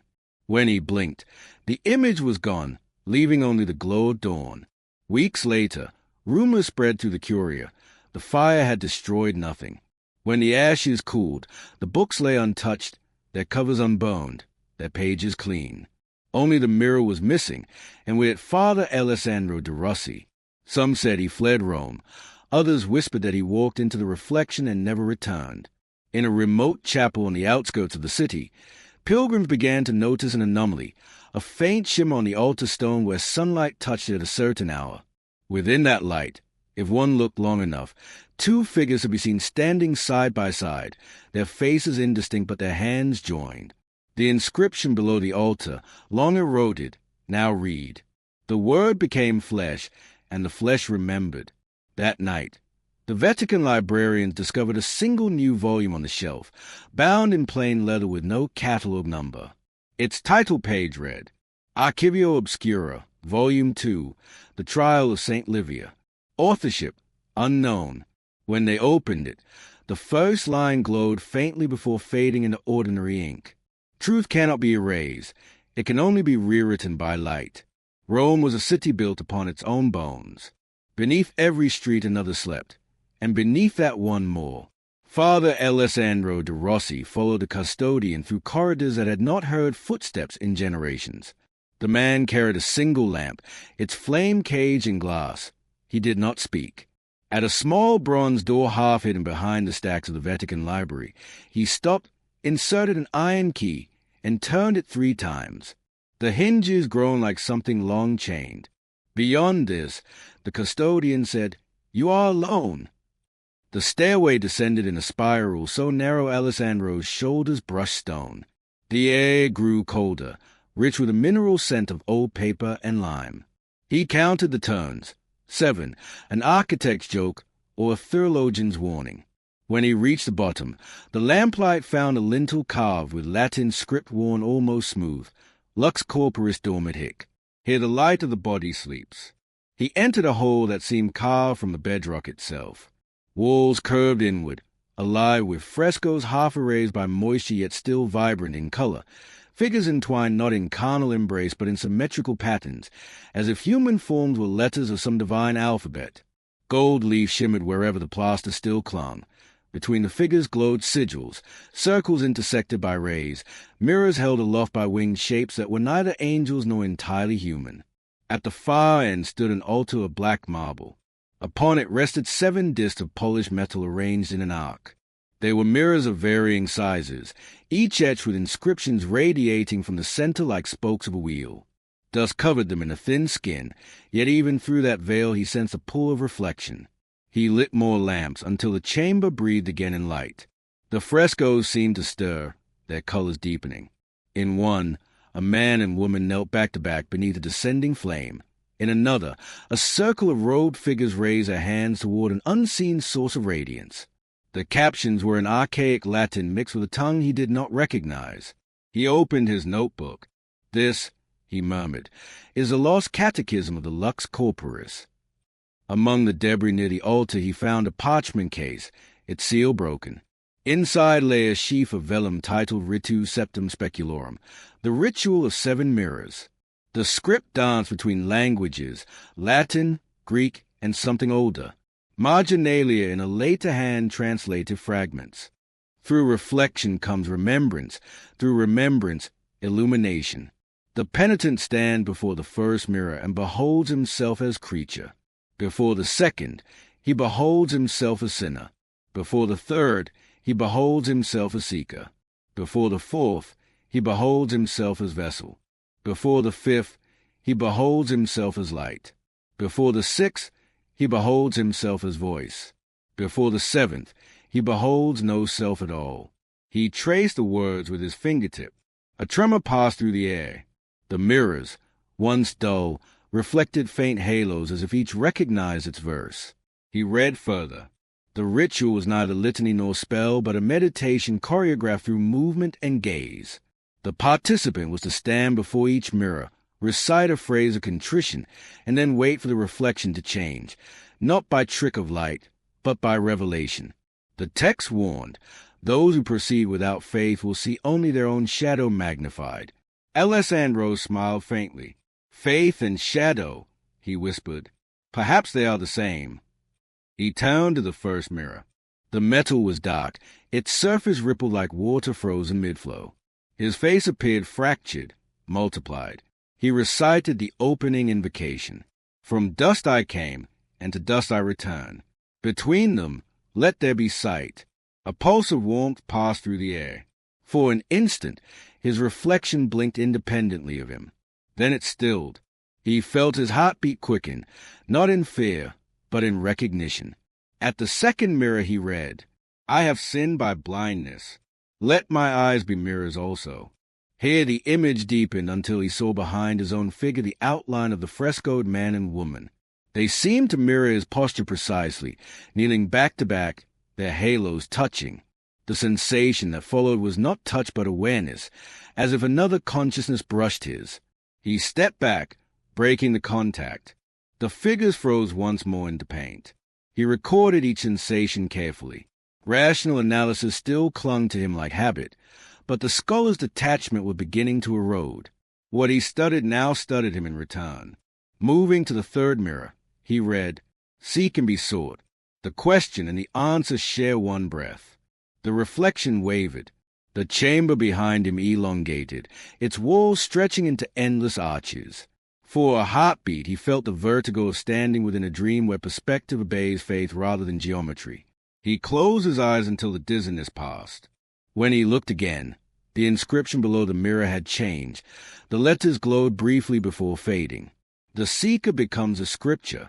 He retreated to the center of the room, breathing hard. His rational mind insisted on explanation, optical effect, fatigue, perhaps latent gases reacting to the lamp flame. But beneath that protest, a deeper certainty unfolded, the same certainty he had glimpsed in Livia's words. Revelation is not contrary to reason, only beyond its measure. He opened the parchment again. The final page bore an annotation in a later ink. Those who complete the 7 will not return unchanged. Time will bend to their reflection. He looked up at the mirrors. The remaining 4 seemed to shimmer expectantly. He sat against the altar, exhaustion settling upon him. The frescoes above him appeared to breathe. In the farthest arch he thought he saw motion, a shadow crossing from one painted panel to another, as though a figure within had stepped across its frame. The air thickened with the scent of myrrh and old ink. The ticking of his pocket watch slowed until each second felt stretched into minutes. He looked. The hands moved backward. Alessandro laughed softly. So this is how time blurs. Faith rewrites a clock. He closed his eyes. Behind his lids, 7 circles of light spun like suns. Voices recited phrases in unison, not frightening, but solemn, like monks repeating a vow. He recognized fragments from Livia's letters interwoven with scripture and lines he himself had written. Past and present were overlapping, text upon text. When he awoke, the lamp had burned low, yet the chamber was brighter than before, lit by a source unseen. His watch stood still. The mirrors glowed faintly, and within each he saw a different aspect of himself, youthful, aged, wounded, serene, each whispering something he could not quite hear. He realized that the descent below the library was not into depth but into reflection itself. The secret chamber was a mirror of Rome's soul, a place where all that the church had denied continued to dream. He rose, notebook in hand, and turned toward the 4th mirror. Let illumination judge what faith cannot. The light answered with silence that was almost speech. When Alessandro next returned to the chamber, the air itself seemed denser, as though saturated with a presence waiting to be read. Dust hung unmoving, suspended in faint shafts of light filtering from cracks above. The world outside felt remote, almost theoretical. Hey, time moved according to another grammar. He relit the lamps and examined the frescoes in full. Once, they must have blazed with gold and vermilion. Now, time had softened them into hues of twilight, ochre, green, and the pale blue of fading revelation. Each wall held a panel depicting what appeared to be the same 2 figures, always in differing postures, kneeling, reaching, turning toward a central orb. The sequence told a story without words, a slow ascension from shadow into radiance. He took out his magnifier and leaned close to one panel where the figures clasped hands. The pigment shimmered slightly beneath his breath, revealing underlayers, an older image painted over, hidden beneath. He carefully brushed away dust, and an unexpected inscription appeared in Greek uncial letters. To see the divine, one must first be seen. He wrote it down. A theology of reciprocity, he murmured. Illumination is dialogue. Then, from the opposite wall, another shimmer. He crossed the room and found tiny sigils drawn between the frescoes, invisible until the lamplight touched them. Circles, intersecting triangles, mirrored alphabets. Each one carried faint traces of gold, as if they had once served as conduits for light itself.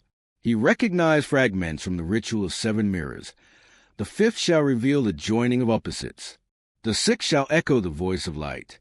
He pressed his palm against one sigil, curious. The stone beneath felt warm, pulsing faintly like a heartbeat.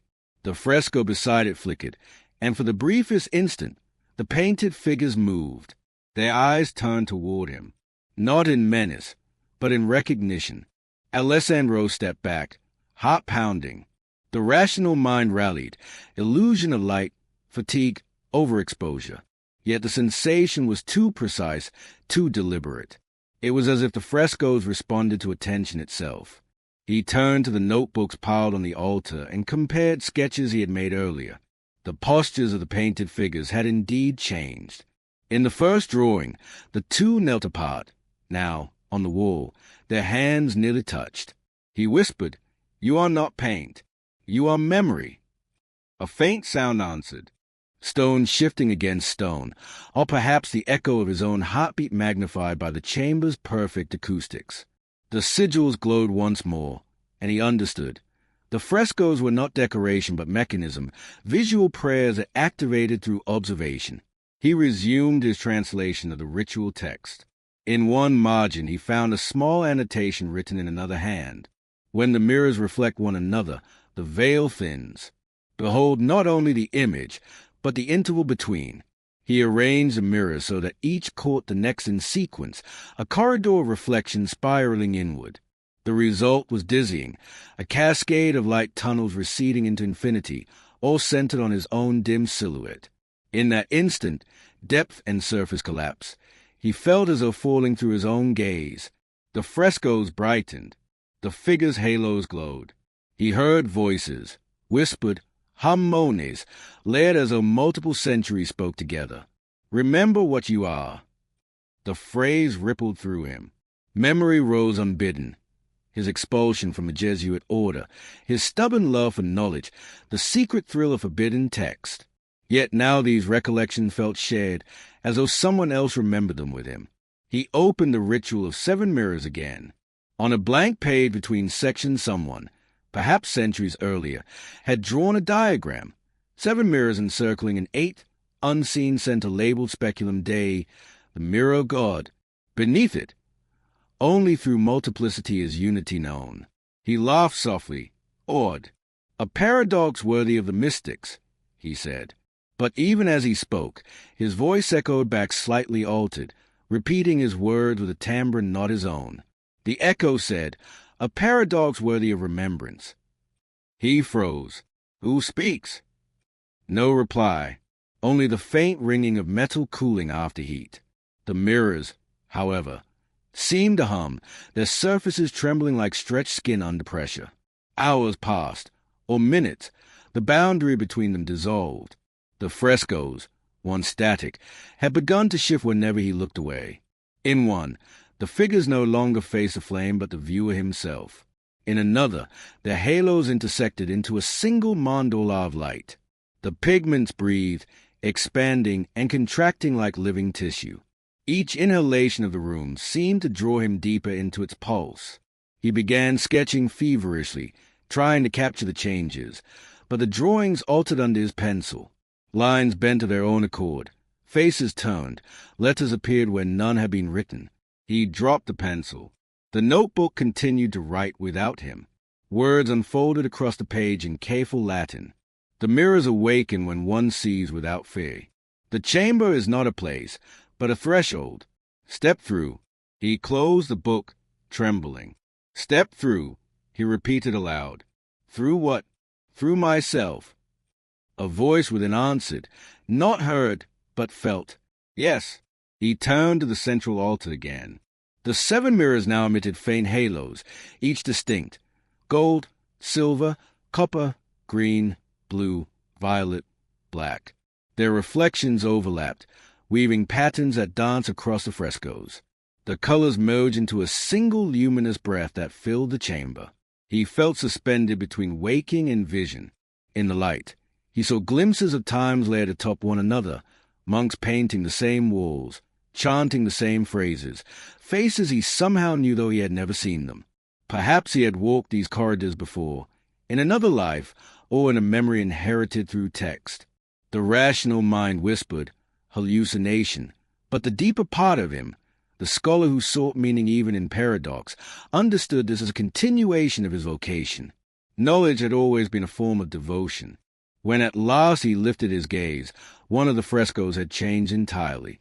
Where once there had been 2 figures, there was now one, luminous, neither male nor female, kneeling before the 7th mirror. Around it had spiraled the same sigil that marked the doorway above, Lux Corporis Dormit Hic. He approached and saw that the mirror depicted in the painting was real, its rim half emerging from the plaster, as though awaiting discovery. He brushed the wall gently. Dust fell away, revealing the edge of a true mirror buried beneath pigment.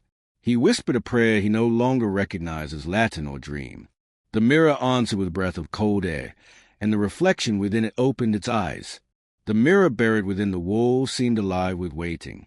Its surface quivered like skin beneath breath, the faint hum in the chamber rising to a tone both musical and mechanical, as though the stones themselves were remembering their first vibration. Alessandro placed his lamp on the altar. The 7 mirrors around him caught its flame and multiplied it, weaving a lattice of light that trembled through the dust. He felt both watched and invited. Somewhere within the reflection of reflections a shape moved, his own or another's. He opened Ritus Septem Speculorum. The parchment was warm. Words he had read earlier now arranged themselves differently, as if the text had been waiting for the right hour. The instruction was simple. Stand at the threshold of the first. Speak your beginning. Move by faith, not by sight. He took a slow breath, raised his head, and faced the first mirror. His reflection wavered like a candle flame. He spoke the invocation in Latin, voice steady. Ex pulver factus sum, et memoriam porto. From dust I am made, and memory I carry. The surface rippled. Beneath his own face another appeared, a boy in scholar's robes, eyes bright with naive devotion. He remembered the first time he held a forbidden manuscript, the trembling thrill of crossing a line not yet drawn. The image smiled at him, then dissolved. The warmth that followed was not pride but recognition. Every heresy had once been curiosity. He turned clockwise. The second mirror showed him older, wearier, kneeling before an unseen confessor. The script on the rim glowed. Nullus peccat nisi qui lucem vidit et fugit. Only he who has seen the light and fled from it truly sins. The figure within raised its head. Its eyes were his own, but serene, unburdened. He whispered, then perhaps sin is merely unfinished sight. The reflection nodded once, solemn, before fading into shadow. Here the chamber deepened. The mirror's surface extended like a corridor without end. He stepped closer and saw countless versions of himself receding into distance, each turning slightly, as though in a vast procession toward a source of brightness. He felt pulled forward, not by force but by yearning. The text burned faintly on the rim. Quaerens invenita. He who seeks is found. He reached out. The glass felt fluid.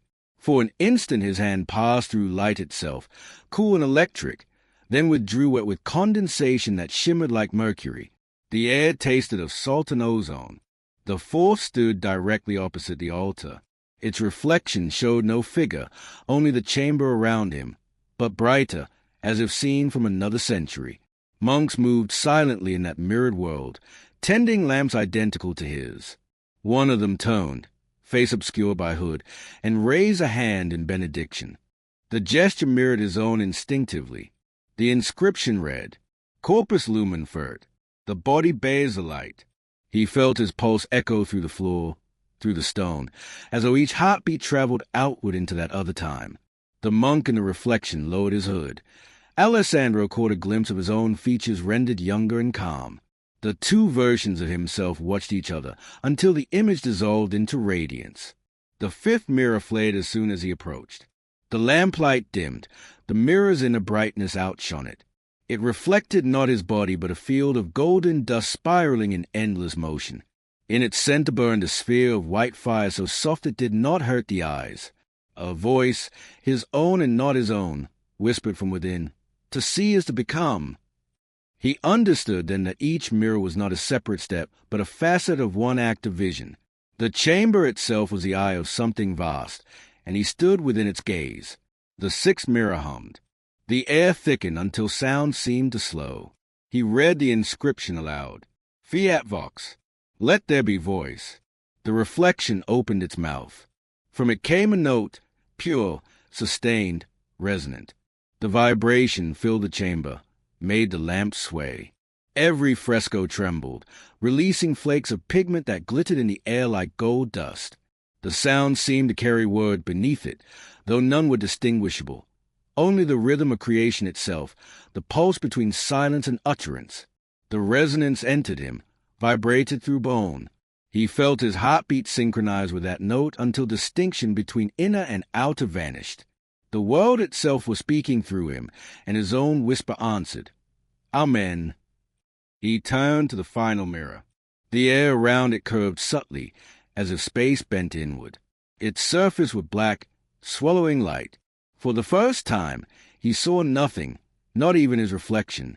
The frame's inscription was unreadable, the letters rearranging themselves faster than the eye could follow. He waited. The absence before him expanded, became vast. The longer he gazed, the more he sensed his own outline thinning, the familiar boundaries of thought dissolving into that quiet. No fear, only release. Then, faintly, from within the darkness, a shimmer like distant water. In it, countless stars ignited, each one a memory, a word, a life. The chamber faded, the mirrors melted into pure radiance. He stood nowhere, within nothing, yet felt utterly seen. Voices murmured around him, many in one. The light of the body is the eye. When the eye is whole, all is light. He thought of Livia, of Beleta, of every erased name. They were here, too, woven into this brilliance, no longer saints or heretics, but syllables of the same unending prayer. He whispered, "What now?" The chorus replied, "Remember." Light collapsed back into form. He found himself kneeling before the altar once more, breath shallow. The lamps burned low. His watch ticked again, but its hands spun backward. The mirrors stood still, dull and ordinary, as though nothing had happened. Yet in the dust at his feet a new inscription had appeared, traced in ash-gray letters. Time bends to reflection. He touched it, and the words crumbled like dry petals. He closed the ritual of 7 mirrors and wrote in his notebook, his hand steady though his thoughts swam. The ceremony is complete. I am no longer observer, but observed. The mirrors hold my memory. I hold theirs. What the Church called illumination was always this, seeing oneself vanish into light. As he sealed the page, a faint glimmer rippled across the mirrors, as though they approved. Somewhere above, bells began to ring, out of sequence, each echo arriving before its cause. The chamber breathed once, then fell utterly silent. When Alessandro next opened his eyes, he no longer knew whether the chamber had expelled him or merely changed its shape. The floor beneath him was cool marble, but smoother than before. The air smelled of wax and myrrh rather than dust. He rose slowly, every motion accompanied by a faint echo that seemed to precede the sound itself. His lamp still burned, yet its flame glowed blue. Around him stood shelves, scrolls, frescoed arches. He recognized the library, yet not as he had known it. The corridors were longer, the ceilings higher, and the shadows denser, as though centuries had collapsed inward and rebuilt themselves into a single labyrinth. He whispered, "How long?" The answer came from the ticking watch in his pocket. The hands had stopped, but the ticking continued, faint and irregular, like a heartbeat searching for rhythm. He moved through the passage. The Latin inscriptions on the walls shimmered faintly, words rearranging themselves between blinks. In one moment they read Sapientia Eternitatis, in the next, Memoria Corporis. Every surface seemed to breathe text. The light of his lamp stretched farther than it should have, bending around corners as if guiding him. At the far end of the corridor, a door he had never seen before waited, iron-bound, its surface engraved with 7 circles intersecting at a single point. He touched it, and it opened soundlessly. Within lay an antechamber lit by 1,000 votive candles. Their flames trembled in strange synchrony, forming patterns of flickering light that seemed almost mathematical. On the opposite wall hung a massive tapestry depicting what looked like the Last Judgment, but the Christ figure at its center was faceless, and every soul rising toward him wore Alessandro's own countenance. He stepped closer. Threads of gold and crimson formed the halos. Among them, woven in silver, he saw the sigil of Ordo Lux Corporis. A voice behind him spoke softly. "Beautiful, isn't it?" He toned.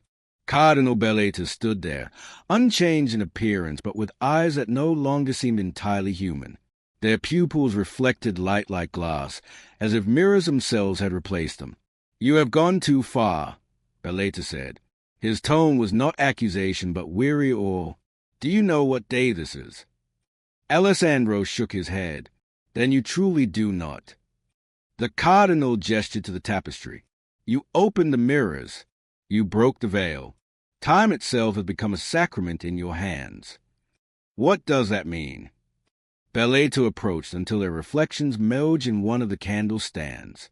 "It means you exist where the Vatican feared to look. You walk within the margin of the erased." The words resonated.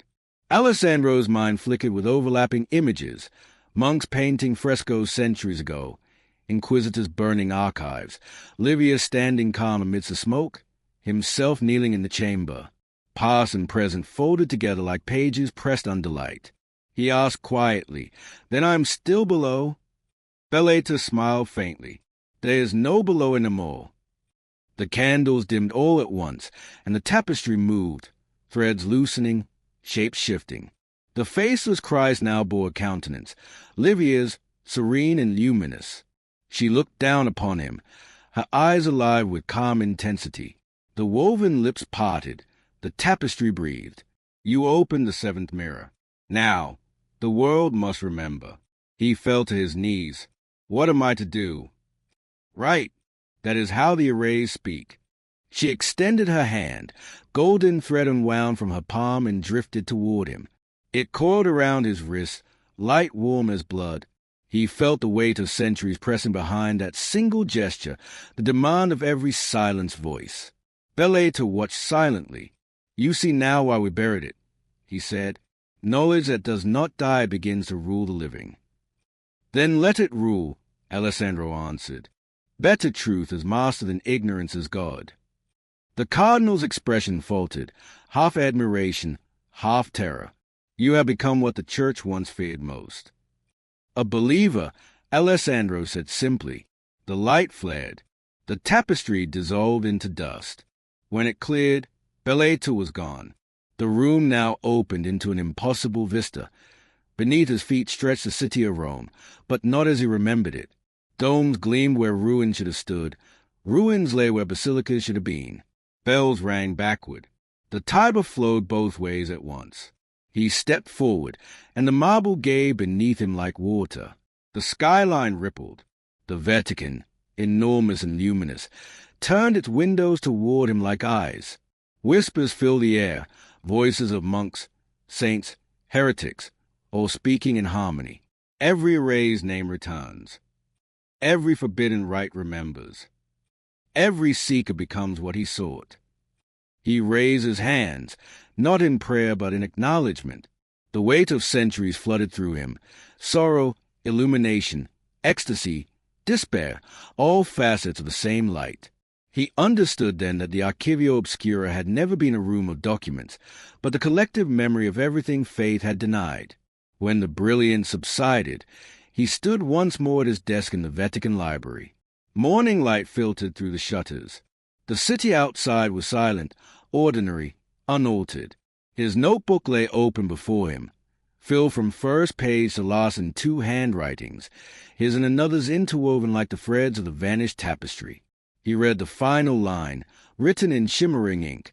There is no sin in remembrance, only in forgetting. He closed the book carefully. The air around him hummed faintly, as though every stone retained its own echo of what had transpired. Somewhere deep below, in the sealed sublevel, 7 mirrors waited once more, dark, dormant, but aware. He extinguished the lamp, and as the last flame died, his reflection in the glass door smiled back at him a heartbeat too late. The morning after the mirrors, Alessandro felt time cling to him like incense smoke, thin, fragrant, and inescapable. Every clock he passed within the library struck a different hour. Somewhere between their discordant bells, a rhythm called him downward once more.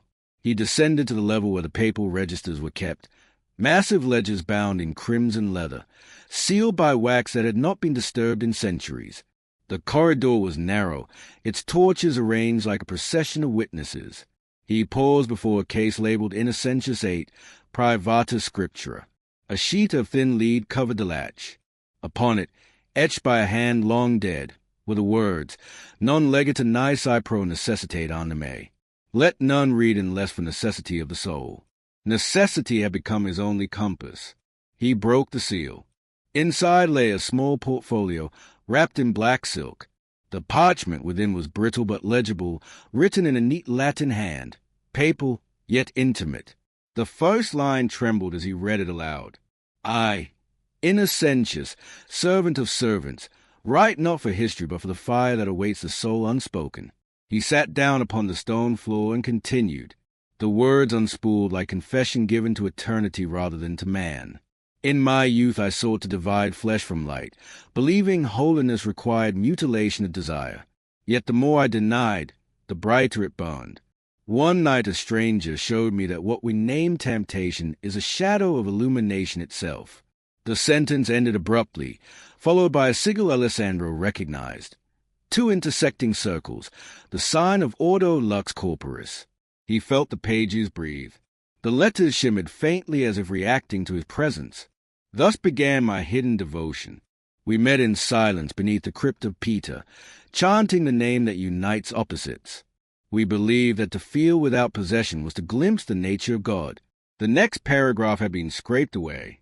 Under angled light, faint traces of gold ink remained, outlining what might have been a diagram, 7 concentric rings surrounding an eye. Alessandro whispered, "The mirrors again!" The page seemed to darken under his fingers.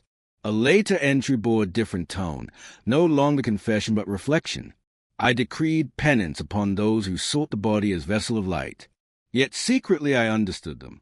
For every doctrine we forbid, we plant its seed in the heart of faith. The people must fear what the shepherds adore. Alessandro leaned back, dizzy. This was no ordinary admission. It was the root of a centuries-long theology of guilt. The papacy itself had hidden its own mirror, turning divine longing into prohibition. He read on. We crafted dogma as veil. Desire became sin. Illumination became secrecy. And thus, the faithful were bound to us by the very hunger we denied them. A faint vibration passed through the shelf.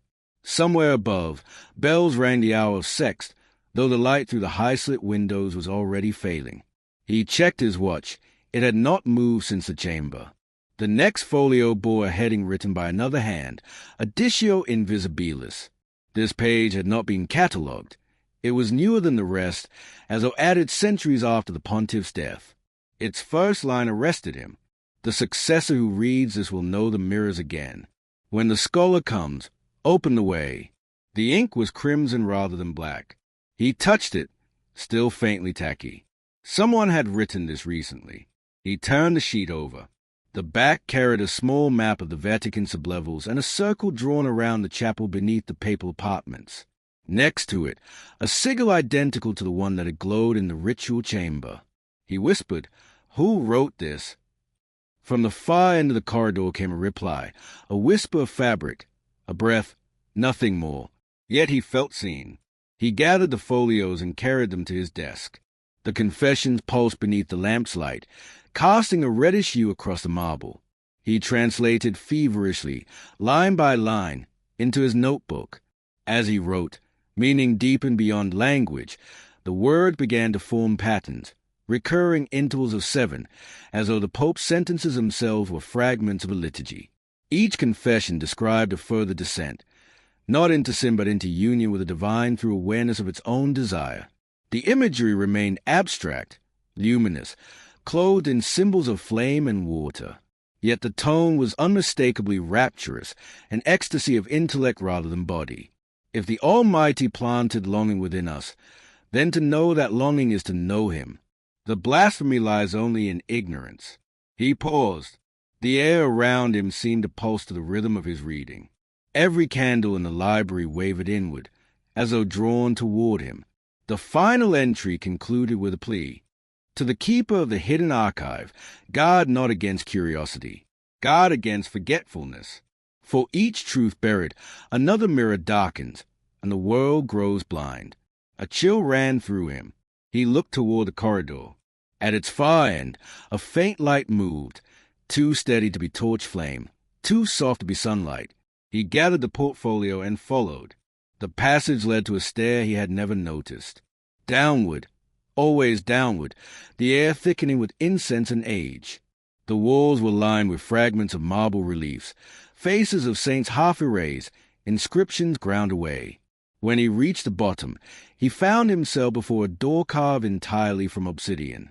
Across it ran the papal coat of arms entwined with a serpent biting its tail. At the center shone a keyhole shaped like an eye. His hand moved to the silver key he had carried since the beginning, the one that had opened the first vault. It slid in perfectly. The door opened inward with a sigh, exhaling centuries of trapped air. Inside lay a single desk and a cruciform reliquary made of glass. Within it rested a folded parchment bound with papal rings. On the surface of the glass someone had written, in dust or ash, one phrase. Tu esil, you are the one. He lifted the reliquary lid. The parchment within unfolded itself slightly, revealing the papal seal of Innocent VIII impressed in gold. He hesitated, then began to read. The first line was not addressed to God, but to the reader. To you who seek beyond obedience, know that faith and desire are one breath. The church must preserve order. The soul must preserve truth. Between these, I was divided, and in that division I found revelation. The following passage was written in alternating lines of Latin and Italian, as though two voices shared the same confession. Each Latin phrase described the shaping of doctrine. Each Italian line answered with a personal lament. Together they formed a dialogue between pontiff and man, authority and yearning. He read until his vision blurred. When he blinked, he saw the Pope himself seated at the desk, transparent as smoke, repeating the words in time with his reading. Their voices overlapped perfectly. At the end of the text, both spoke together. What we forbid, we worship in silence. Then the apparition looked up, meeting Alessandro's gaze across 5 centuries of secrecy. And now, it said, you will finish what I began. The ghost dissolved. The candles extinguished themselves. Only the reliquary glowed, faint and red, casting its reflection upon the ceiling, an inverted cross of light. He stood alone, trembling, the confessions clutched in his hands. The scent of ink and myrrh filled the air. Behind him, the door of obsidian closed without a sound. Above, unseen, the bells of St. Peter's rang, each note echoing twice, once forward, once backward, marking not the passage of time, but it unraveling. For 3 days the confessions lay open on Alessandro's desk, each sheet breathing faintly in the lamplight. The ink never dried. Whenever he blinked, the lettering rearranged, as if the Pope's soul still revised his own memory. He slept little, he ate less. Between the lines of every paragraph, new sentences bloomed like mold in a damp archive. Desire unacknowledged becomes law. Law repeated becomes guilt. Guilt adored becomes faith. He recopied the phrase until it formed a rhythm in his pulse. What if the entire edifice of church doctrine had been constructed from that rhythm? Not to suppress longing, but to feed upon it? The more he translated, the more marginal notes appeared. Different hands, different centuries, all responding to innocence words. One medieval abbot wrote, His Holiness knew what we all know, that purity is an artifice built of hunger. A later cardinal added in a thin copper script, the transformation of yearning into sin ensured the Church's eternity. Alessandro copied each annotation until the manuscript resembled a conversation across time. The pages seemed to lean toward one another like conspirators in a cloister. When he closed his eyes, he could hear them breathing, a multitude of confessors whispering through paper, each trying to unburden the same paradox, that holiness had been built upon the worship of what it denied. He began tracing the progression of doctrine. Each papal bull that defined chastity, each decree condemning lux corporis, derived from these hidden writings. The confessions had not been destroyed. They had been rewritten as law. The Pope had converted ecstasy into obedience, transmuting revelation into guilt. Alessandro mapped the evolution on parchment, arrows between centuries, connecting innocent to later councils, each line a chain of repentance masquerading as purity. When the pattern was complete, the diagram resembled the same sigil he had seen in the chamber, 7 circles within an eye. He realized with a jolt, the Church itself was the 8th mirror. Every sermon, every prayer, every confession reflected back the same unseen flame. He laughed once, soft, astonished, not blasphemous but understanding. They had illumination by making it universal. At dusk he wandered through the basilica. Tourists were gone. The air smelled of dust and candle smoke. Beneath the mosaic domes, gold tesserae caught the last sunlight and threw it upon the marble saints. He saw in those shimmering faces the same secret geometry as the mirrors, circles within halos, lines crossing at invisible centers. Even art had been infected with the hidden rite. He whispered to the nearest statue, "You too remember." The stone lips seemed to part. The echo of his own voice answered from a vault. "And you, who reads?" He shivered. Perhaps every pilgrim walking these aisles was unknowingly performing the forgotten liturgy, each act of penitence another mirror in the endless corridor of reflection. Back in his cell, he tried to resume ordinary cataloguing. It was impossible. Words on unrelated manuscript began to align with those of the papal confession, forming sentences that addressed him directly. Your curiosity is prayer. Your doubt is sacrament. Your body is scripture. He tried to dismiss it as exhaustion. Yet the candle's flame elongated toward him like a tongue of gold, and in its flicker he glimpsed innocent shadow kneeling beside him. The ghost whispered, "We built the cage. You hold the key. Do not pity us. Complete the circle." Alessandro's pen moved of its own will, writing beneath the Pope's words. Guilt was the Church's inheritance. Remembrance shall be its redemption. The sentence glowed, seared itself into the parchment, and the ink sank into the page like blood absorbed by oath. Through the following nights he reconstructed the hidden theology entirely. It was elegantly simple. The divine manifests through the senses. Denial of the senses transforms awareness into longing. Longing generates guilt. Guilt demands intercession. Intercession grants authority. Thus, holiness is maintained by the management of desire. He stared at the formula until dawn. They turned illumination into administration, he murmured, and in doing so, they chained the world to repentance.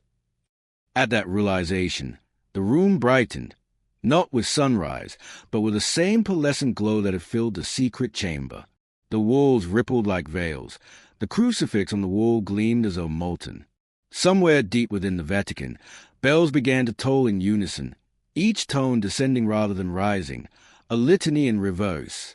He clutched the confessions to his chest. His thoughts no longer obeyed sequence. Memories of Livia, innocent, Beleta, and himself braided together. He could no longer tell whether he was reading their words or they were reading his. The script on the pages pulsed to the rhythm of his heartbeat. "We are one confession," the pages whispered. Ink remembers more faithfully than stone. He sank to his knees, overwhelmed by the weight of that realization.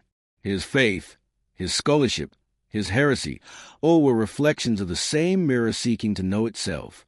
When he finally lifted his head, the manuscripts lay silent again. Yet the idea had already rooted itself inside him. The Vatican's greatest sin had never been desire. It had been forgetting that desire was divine. He smiled faintly, not in triumph but in understanding. "The archive is alive," he said aloud. "It remembers what we refuse to speak." Outside, dawn broke over Rome. The bells resumed their proper order. But in the stillness of a library, Father Alessandro de Rossi felt another rhythm beneath them, the slow, steady heartbeat and awakening truth. The Vatican slept beneath the weight of centuries. In the deep hours before dawn, when even the bells hesitated to measure time, Father Alessandro de Rossi returned to the lower library, guided not by will but by the soft pulse of light emanating from the sealed vault. He had come to understand that the archive was not merely a repository of texts. It was a living organism of memory, a consciousness woven from ink, parchment, and whispered prayer. It breathed through confession and fed upon secrecy. And now, it had found in him a voice. He descended the marble stairway, each step colder than the last. The deeper he went, the louder the silence grew, until it became a vibration in his chest. When he reached the iron door of the sublevel, the air trembled with faint murmurs, like the flutter of pages in a non-existent wind. The lock turned of its own accord. Within, the room had changed. The frescoes no longer depicted saints or martyrs, but countless human faces, eyes open, mouths moving silently, each expression frozen between agony and awe. The pigment shimmered faintly, as if the paint itself still remembered their voices. He whispered, "Innocent." The name echoed back, warped into a chorus. Innocence, non-innocence, not innocent. He felt the words enter him like breath. The frescoes inhaled. Dust lifted from the floor and spiraled upward, forming a thin mist that gathered in the center of the chamber. From that mist emerged a figure clothed in a robe of ink and vellum, the pages of the confession itself. The figure's face was unreadable, shifting between the features of the Pope, the ghost of Saint Livia, and his own reflection. "You came seeking the end of guilt," it said. "But guilt is what sustains memory. Without it, even the divine forgets."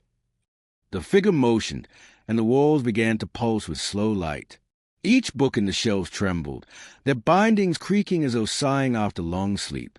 "Every confession written here," said the voice, "was never meant for forgiveness. Each word was nourishment. Every sin you catalogued, every penitence recorded, became part of our flesh. The realization settled in him like lead. The archive was a collective soul of all who had sought absolution, absorbing their remorse, preserving their pain as scripture. It was both grave and womb. He stepped closer. And you? Who are you within it? I am what remains when truth is divided from doctrine, the residue of every secret prayer, the papal conscience unconfessed. The mist thickened. The face now resembled his own completely.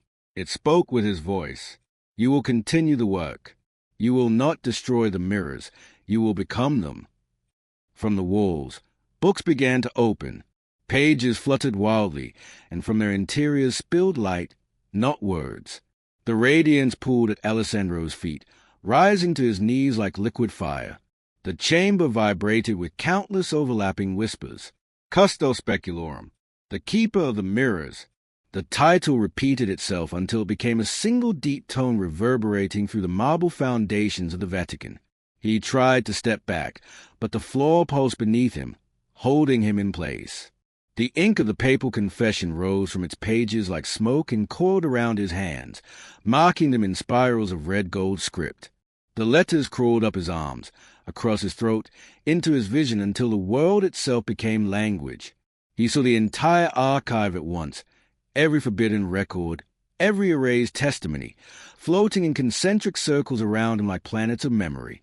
Each sphere reflected another, endlessly multiplying. He whispered, "It's alive." No, his own voice answered from within. "It is awake." The mist condensed into the form of a quill made of light. It hovered before him, waiting. On the floor, a single parchment unrolled itself, vast, unmarked, extending beyond the boundaries of the chamber. The archive spoke. Every pope has confessed. Every sinner has sought pardon. You will confess what none dared to write, the truth of their purpose. He hesitated. And if I refuse, then the silence returns. The mirrors will fade. The world will forget not only sin, but illumination. The air thickened with expectancy. He reached for the quill. Its tip burned cold as moonlight when it touched his skin. He began to write, not words, but symbols that appeared like ripples in water. With each stroke, the walls brightened. The frescoes of faces began to smile, not with joy, but with the peace of remembrance. He realized he was not composing. He was transcribing what had always been written beneath the surface of doctrine. Faith is a dream of reason yearning to remember its origin. Desire is the pulse of creation awaiting recognition. Guilt is the shadow cast by forgotten light. As he wrote, the archive read through him, its voice merging with the scratching of the quill. When the final sigil was drawn, the chamber fell utterly still. The parchment rolled itself closed, sealing with a sound like a heartbeat. The quill dissolved. The figure, the mirror of himself, smiled faintly. The confession is complete. The church will not destroy it this time. It will hide it again, and in hiding, preserve it. Thus the circle remains unbroken. He asked, "And me?" "You are neither damned nor blessed. You are remembered. That is enough." The figure reached forward and touched his forehead. The contact was both flame and frost. The world folded inward. Light collapsed into silence. When he woke, he was seated once more at his desk in the Vatican library. Morning sunlight streamed through the high windows. The papal confessions lay neatly bound before him, their seals unbroken. No trace of ink on his hands, no sign of the ritual. But when he opened his notebook, he found a new page written in his own script, words he did not recall writing. I, Custo Speculorum, keeper of the mirrors, testify that knowledge and faith are one reflection. He who reads shall remember, and in remembering, awaken the archive. Below the inscription, a faint imprint of his ring finger shone with gold dust. Outside, the bells of St. Peter's rang prime, the hour of first light. Yet as he listened, he heard within them another sound, the low hum of countless pages turning at once, deep beneath the Vatican, as though the entire archive were breathing in rhythm with his heart. He smiled, knowing that the true confession had already begun, written not on parchment, but within the living memory of faith itself. When night returned, Father Alessandro de Rossi did not resist it. He felt it enter him like ink into water, slow, inevitable, complete. Every clock in the Vatican stopped at the same moment. The lamplight dimmed, and a wind moved through the corridors though no doors were open. He was not alarmed. He knew the archive had begun to breathe again. The library's long halls trembled as if remembering their own foundations. Dust lifted from ancient shelves in the shapes of Latin letters, drifting like fireflies toward the vaults. Alessandro followed them, carrying only the papal confessions in his hands. Each corridor he entered seemed older than the last, the stones darker, the air thicker with centuries of prayer. He passed through chambers he had never catalogued, yet each one bore his own handwriting on the doorplates. The archive had rewritten reality to accommodate him. Every book opened as he passed, their pages whispering in the same tone as the voices that had guided him for weeks. Custo speculorum. The keeper walks the mirrors. He descended further. The marble steps melted into onyx. Time itself began to loosen. Echoes from future centuries lapped against the present like tidewater in a tomb. The stairway ended in a vast rotunda. Mirrors lined the walls, 7 of them, each towering and ancient, their silvered surfaces clouded like deep water. In each reflection stood a version of himself, a scholar in one, a confessor in another, a figure wearing papal robes in the third, a figure in ashes in the fourth. He recognized them all as fragments of what the archive had made him.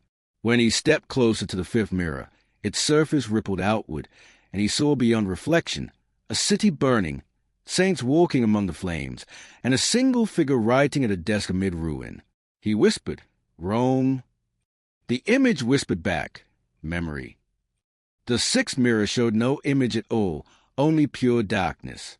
The 7th reflected not him, but the Vatican itself, its domes pulsing like a heart, its walls threaded with veins of light. The entire structure seemed alive, its spires rising and falling with each breath of unseen lungs. Then all 7 mirrors spoke at once, their voices overlapping in a harmony both terrifying and beautiful. Time is the final confession. All who remember become one. The floor of the rotunda began to move. Circles of gold inlay rotated beneath his feet, aligning into the same sigil that had haunted every vision, the eye within 7 rings. Light welled up from below, engulfing the mirrors, the walls, and finally him. He did not fight it. He felt the weight of centuries pour through him. Popes, monks, inquisitors, and heretics, all whispering fragments of the same truth that Innocent VIII had first written. He saw the night of St. Livia's trial, the torches, the ink-stained hands of the judges, the parchment bearing her condemnation. Then he saw her again, luminous, unboned, kneeling beside the spectral pope in a place beyond time, both gazing at him as if he were the last page of her unfinished gospel. "You have seen," said Livia's voice, "what they feared most, that illumination is not destruction, but remembrance." The pope's shadow added, "Every age must write its own confession. You are ours." The mirrors shattered without sound. Shards of silver rose into the air and rearranged themselves into a sphere surrounding him, each fragment reflecting a different moment in history: battles, coronations, inquisitions, councils, births, deaths. He understood now. Time was the archive's body, and memory its blood. By awakening it, he had broken the barrier between past and present. The Vatican above no longer rested upon stone, but upon the living pulse of history itself. Voices from every era spoke through him. "I absolve thee. I condemn thee. I remember thee." Each phrase melded into one continuous chant that filled the entire chamber. He felt himself dissolving into it, not dying, but expanding, becoming one of the voices within the eternal confession. The papal manuscript in his hand burst into flame without heat. The words rose as sparks, embedding themselves in the walls, transforming stone into scripture. For a brief instant, he saw all time at once: Rome's founding, its fall, the rise of faith, the birth of doubt. Every moment reflected into every other like endless mirrors facing each other in a cathedral of eternity. When the light faded, he stood alone again, though alone no longer meant solitude. The mirrors were gone, The rotunda had become a library with no walls, its shelves stretching into infinity. He reached for one of the nearest volumes and opened it. Inside, instead of words, he found a vision, himself sitting at a desk, writing these very lines. The archive was recording through him, moment by moment, thought by thought. His heartbeat was its metronome. He whispered, "What happens now?" The air shimmered. The answer came not as a voice, but as a certainty. "Now, you remember for all of us." He felt no fear. The weight of guilt, of heresy, of blasphemy, all gone. Only awareness remained, vast and clear as starlight over Rome. He closed the book, and the library folded into darkness. Yet within that darkness, light pulsed softly, the heartbeat of an awakened world, of every confession ever made. Above ground, the Vatican stirred. Archivists found that the sealed corridors below the library had vanished entirely, replaced by smooth marble as if the chambers had never existed. But sometimes, when the basilica bells rang at night, faint echoes of turning pages drifted through the nave, and in the private records of the Jesuit order, a new entry appeared without author or date. Custo speculorum, status vivus. The keeper remains within. The rain returned to Rome like penance. Each drop struck the cobblestones with a dull rhythm of beads on a rosary. Father Alessandro de Rossi walked alone beneath the Vatican's courtyards, his coat heavy with water and parchment dust. The night tasted of metal. The lamps along the colonnade burned like tiny censers in the fog. He had not slept since the archive's awakening. Sleep now felt like betrayal, an invitation to forget. Instead, he wandered the labyrinth of corridors beneath the basilica, chasing echoes he could not name. It was there, among a row of unnumbered reliquary vaults, that he found the door without hinges. It looked like any slab of marble, smooth and undecorated, save for a single inscription cut so finely he could barely trace it. Evangelium Corporis Lucis, the gospel of the body of light. He pressed his hand to the letters, and warmth bloomed beneath his palm, faint but living, as if the stone itself recognized its name. Then, without sound, the marble dissolved into air.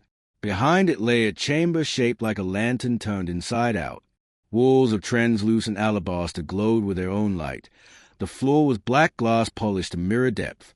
At the center rested a single codex upon a pedestal of bone-white stone. Its cover shimmered like mother of pearl. No lock, no clasp. Only an impression of a hand, waiting. He hesitated only a moment before touching it. The book opened as though exhaling. Letters of gold rose from the pages, rearranging into lines of ancient Greek and a dialect older still, something between scripture and incantation. The first passage burned itself into his sight. In the beginning was a breath, and the breath desired form, and from desire the word took flesh. The rhythm struck him with a sense of recognition. John's gospel reflected, but not mirrored exactly. This was at invos, not the word becoming flesh to redeem the world, but the flesh yearning to remember it was divine. He turned another page. The script flowed like liquid light. Every sentence pulsed in time with his heartbeat. And the light saw itself through the body and rejoiced, saying, "This is my image made visible." The margin held commentary written by a hand more recent, perhaps a monk of the 14th century. Who reads must do so as mirror, not as master. The text reveals only what already breathes within. He whispered, a gospel of reflection. The pages responded with faint illumination. For an instant, his own face appeared upon them, haloed in shifting words. The deeper he read, the more radical his theology became. The resurrection was not escape but fusion. The divine entered death to taste itself made whole. The tomb became a heart, the stone its eyelid, and in opening it the flesh remembered eternity. He closed his eyes, dizzy. If the text were authentic, if it had truly been written in the early centuries, it would invert the entire foundation of Christian dogma. Salvation would no longer rest on renunciation but on recognition, the union of matter and spirit as co-equal revelations. He read further, breath shallow. Blessed is a vessel that knows its own light, for it shall not seek beyond itself. The fool was forgetting, not disobedience. He felt the words carve themselves into his memory as though they had waited centuries for a tongue willing to pronounce them. At dawn he brought the codex to his cell. He tried to copy its passages, but ink turned transparent upon the paper. The text refused duplication. Even photography yielded only blank pages. He realized the gospel could be read only in the presence of belief. Without faith, it concealed itself. Yet his task as scholar demanded evidence. He oscillated between revelation and skepticism, faith and methodology. Each side mirrored the other until he could not tell which was reflection and which was original. In his notes he wrote, "If this gospel is true, the Church's centuries of guilt are misunderstanding incarnate. If it is false, then even its existence is heresy." He signed the page unconsciously not as Alessandro de Rossi, but as Custo Speculorum, the keeper of the mirrors. That night, the gospel began to speak, not in words, but in resonance. When he touched the pages, vibrations passed through his fingertips like the humming of a choir heard through stone. He translated another line. Whosoever reads becomes reflection. Whosoever reflects becomes word. The letters shimmered, and the room filled with faint light. Shadows of ancient figures appeared upon the walls. Scribes, monks, nuns, all leaning over invisible books, repeating the same verse in a language of breath rather than sound. He felt himself among them, one more scribe in the endless lineage of revelation. The text seemed to draw from him what it required, his sight, his voice, his will. When he tried to step back, the light held him gently, like a parent refusing to release a child's hand. Remember, the gospel whispered, not audibly, but within the pulse behind his eyes. You sought the hidden confession. Now you must write its fulfillment. By the following day he understood why the Vatican had sealed this book away. The Evangelium Corporis Lucis dismantled every boundary upon which ecclesiastical power rested. It did not condemn the body nor glorify it. It sanctified it as a language through which divinity spoke. The doctrine of sin would dissolve. The priesthood itself would lose its mediation. Each believer would become both confessor and confession. He stared at the manuscript, trembling not from fear but from awe. For the first time since his excommunication, he felt no tension between his faith and his curiosity. They were the same act, remembering. When he closed the codex, its cover shimmered once more, and a new line appeared on the front in faint gold. He who opens me completes the circle. He touched the letters. The light dimmed. The air thickened with the scent of frankincense and rain. The gospel had chosen him as its reader. The storm did not leave Rome for 3 days.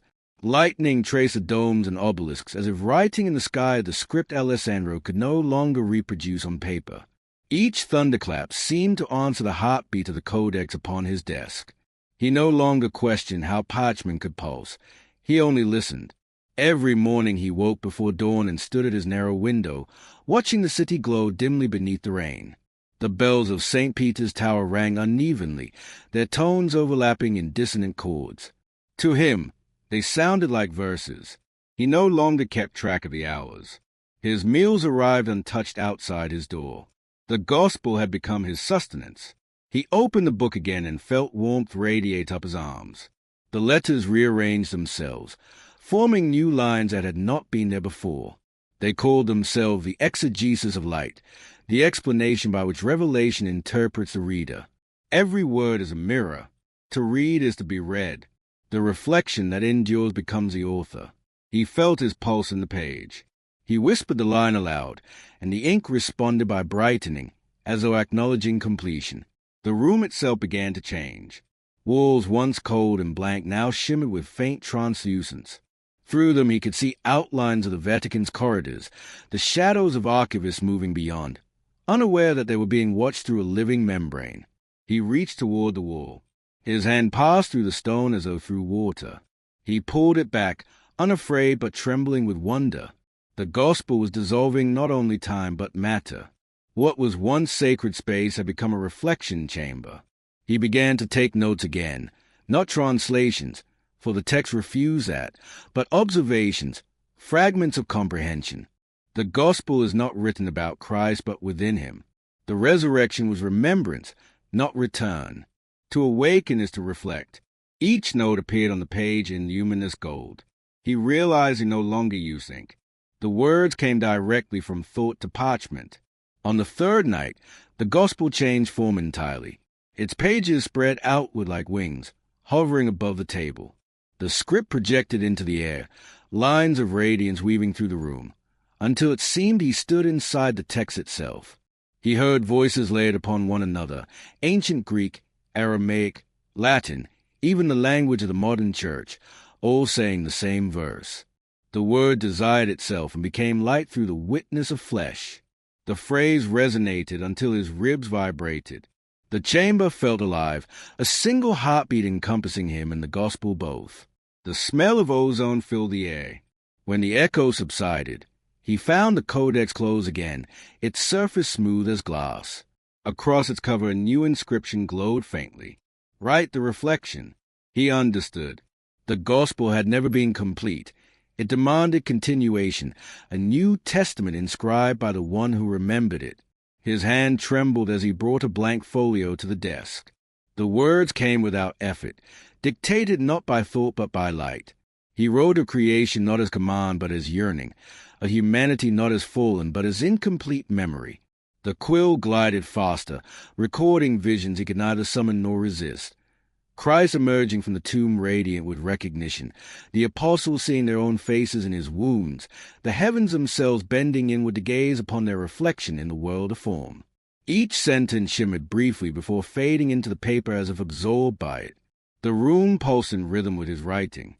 He paused only once, whispering, "Is this revelation or contagion?" The air around him whispered in answer, "Both." At dawn he left his cell and walked into St. Peter's Basilica. The great nave was empty. Candlelight flickered along the gilded arches, casting reflections upon the polished floor. For the first time he noticed how the basilica itself resembled a mirror turned toward heaven, the marble, the mosaics, even the placement of relics forming an architecture of reflection. He realized the entire church had been unconsciously shaped by the theology hidden in the Evangelium Corporis Lucis. Every altar was a lens, every ritual a fragment of the same forgotten remembrance. He stood before the main altar, gazing up at the baldachin that rose like a dark forest of bronze. The air vibrated faintly, and he heard faint whispers, not words but breaths, like the stirrings of wind through 1,000 unseen pages. He closed his eyes. The resonance from the gospel within him echoed through the basilica. For a moment he felt the entire building breathe with him. When he returned to his desk, the manuscript was no longer where he had left it. It lay open upon the floor, the pages rippling in an invisible breeze. The text now displayed no words, only a reflection of his face, eyes glowing faintly with the same light that filled the chamber. He spoke softly, "What do you want from me?" The reflection smiled. "To remember." The voice was neither male nor female, ancient yet childlike. It continued, "Every generation forgets that divinity requires witness. You are the witness now. Complete the circle. Make the word visible." He whispered, "Through the ritual, through remembrance." It replied, "Through the act of seeing." The reflection faded. The pages went still. Yet he felt something ignite within him, a luminous certainty that the gospel was not an artifact to study, but a living covenant demanding renewal through comprehension. That night he did not sleep. He spread his own notes across the floor, arranging them into a circle. Every fragment of the gospel's translation, every annotation, every insight formed a mosaic of golden text that glowed faintly in the candlelight. In the center he placed the codex itself. The letters upon its cover pulsed once, then again, like the slow beat of a heart. He stepped into the circle. The glow intensified, climbing the walls, reaching the ceiling. Shadows vanished. Time ceased. He was no longer standing in his cell, but in a vast, luminous expanse, neither vision nor dream, but a state between both. Around him floated countless versions of the gospel, each written in a different era, each reflecting a different face of faith. From their pages emanated one continuous chorus. As above, so within. As within, so remembered. He felt the sentence settle into his chest. The text no longer required his eyes. It was rewriting itself upon his pulse, his breath, his memory. When morning came, the chamber appeared unchanged, yet the Gospel's pages were now entirely blank. He touched them, warm, alive, waiting. He understood. The words had not vanished. They had been absorbed into him. The Gospel had chosen a new scripture, his own existence. He closed the codex and whispered, Amen. Outside, the rain ceased. Rome glistened in fragile sunlight. Somewhere deep beneath the basilica, the archive stirred once more, recognizing that the mirror gospel had found its new keeper. Morning light broke across the Tiber like a blade through glass. Rome's skyline shimmered, and for a brief instant, Father Alessandro thought he saw the entire city double, its reflection rising from the river to meet its stones. He blinked, but the vision lingered faintly, as though the gospel's resonance had reached beyond him. He walked through the square of St. Peter's at dawn, when the tourists and clergy still slept.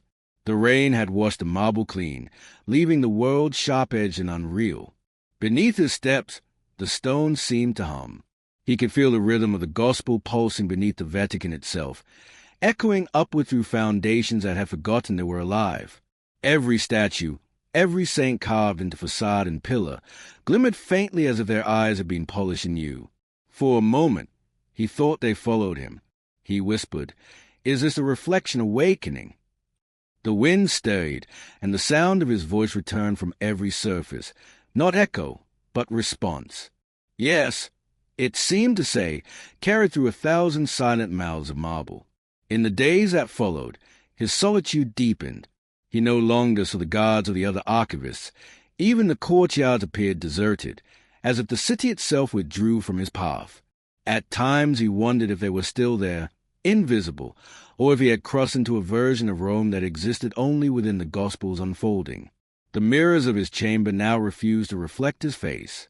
Instead, they showed the faint outlines of text rippling across their surfaces, sentences from the Evangelium Corporis Lucis, glowing like veins of fire. He tried to read them, but each time they shifted, reforming into new verses. When the reflection becomes memory, the word breathes once more. He who remembers, writes. He who writes, becomes. He touched the mirror, and the glass rippled outward, showing him the basilica's interior, the nave filled not with worshippers but with light itself, moving like water. He began to keep a journal again, though his handwriting had grown foreign, more like illuminated script and ink. The entries read as if written by several voices. Day uncounted. The gospel now writes through the walls. Frescoes alter overnight. In one painting, the resurrection's tomb no longer opens upward, but inward, Christ stepping not into air, but into himself. I cannot distinguish translation from participation. If the word is remembering itself through me, then perhaps I was never excommunicated. Perhaps the church is being read as I am. On the fourth night, a tremor passed through the Vatican. It was small, barely enough to rattle the lamps, but every mirror and polished surface vibrated with a soft harmonic tone. He rose from his desk, sensing it not as movement but as summons. He followed the resonance down the narrow corridors, into the sublevel way he had first found the gospel. The air grew heavy with incense and iron.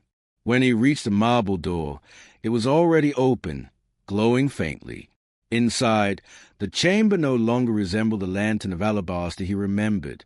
Its walls now mirrored his own study, desk, papers, codex, but inverted, as if he stood within his reflection.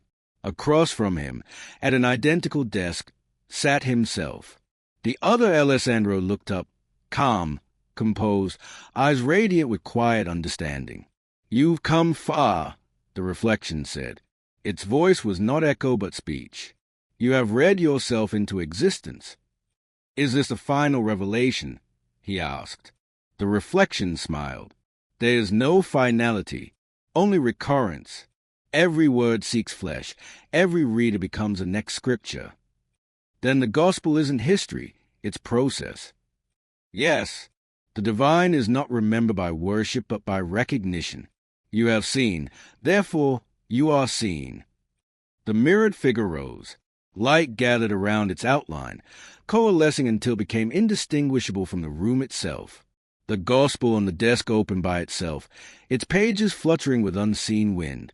The reflection gestured toward it. "Finish the writing," it said. "Complete the circle." Alessandro hesitated.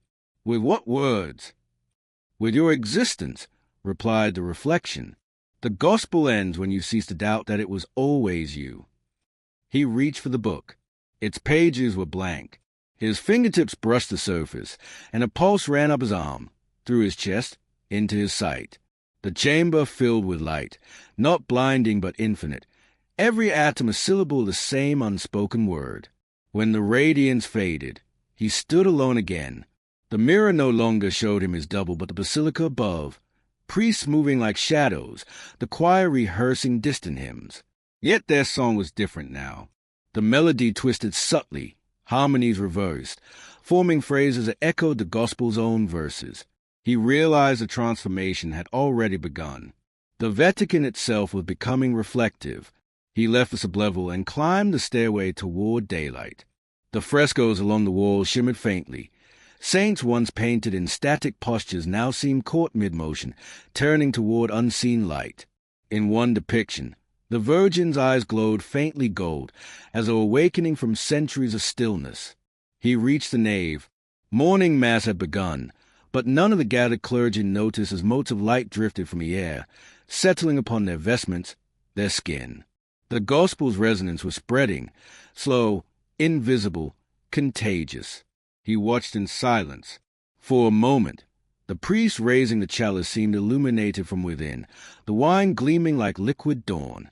Then the vision passed. The ceremony continued. But Alessandro knew.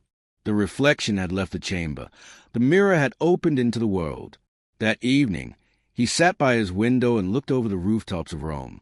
The sunset was unlike any he had seen, veins of gold interlaced with violet, clouds reflecting light as if from within. Every window in the city glowed faintly, every puddle mirrored the heavens. He whispered to himself, "The gospel is remembering." Somewhere beneath his floor, the codex stirred. Its cover pulsed once, and he felt the answering rhythm in his chest. The words of the gospel returned to him, not as text, but as heartbeat, as breath. He closed his eyes. In the silence, the city whispered the ancient refrain. As above, so within. As within, so remembered. The Vatican slept uneasily. Rome lay under a hush that was not silence but anticipation. The air held the faint scent of burning myrrh, though no incense had been lit. Across the marble city, windows shimmered as if the glass itself remembered light. Father Alessandro de Rossi did not sleep at all. He sat at his desk, pen motionless above a blank page. The Evangelium Corporis Lucis lay closed beside him, its cover faintly warm, pulsing in slow rhythm with his own heartbeat. Outside, the bells tolled for matins. Their tones sounded different, each note extended, almost harmonic, as though the air itself had learned new intervals. He rose and approached the mirror across the room. It no longer showed his face.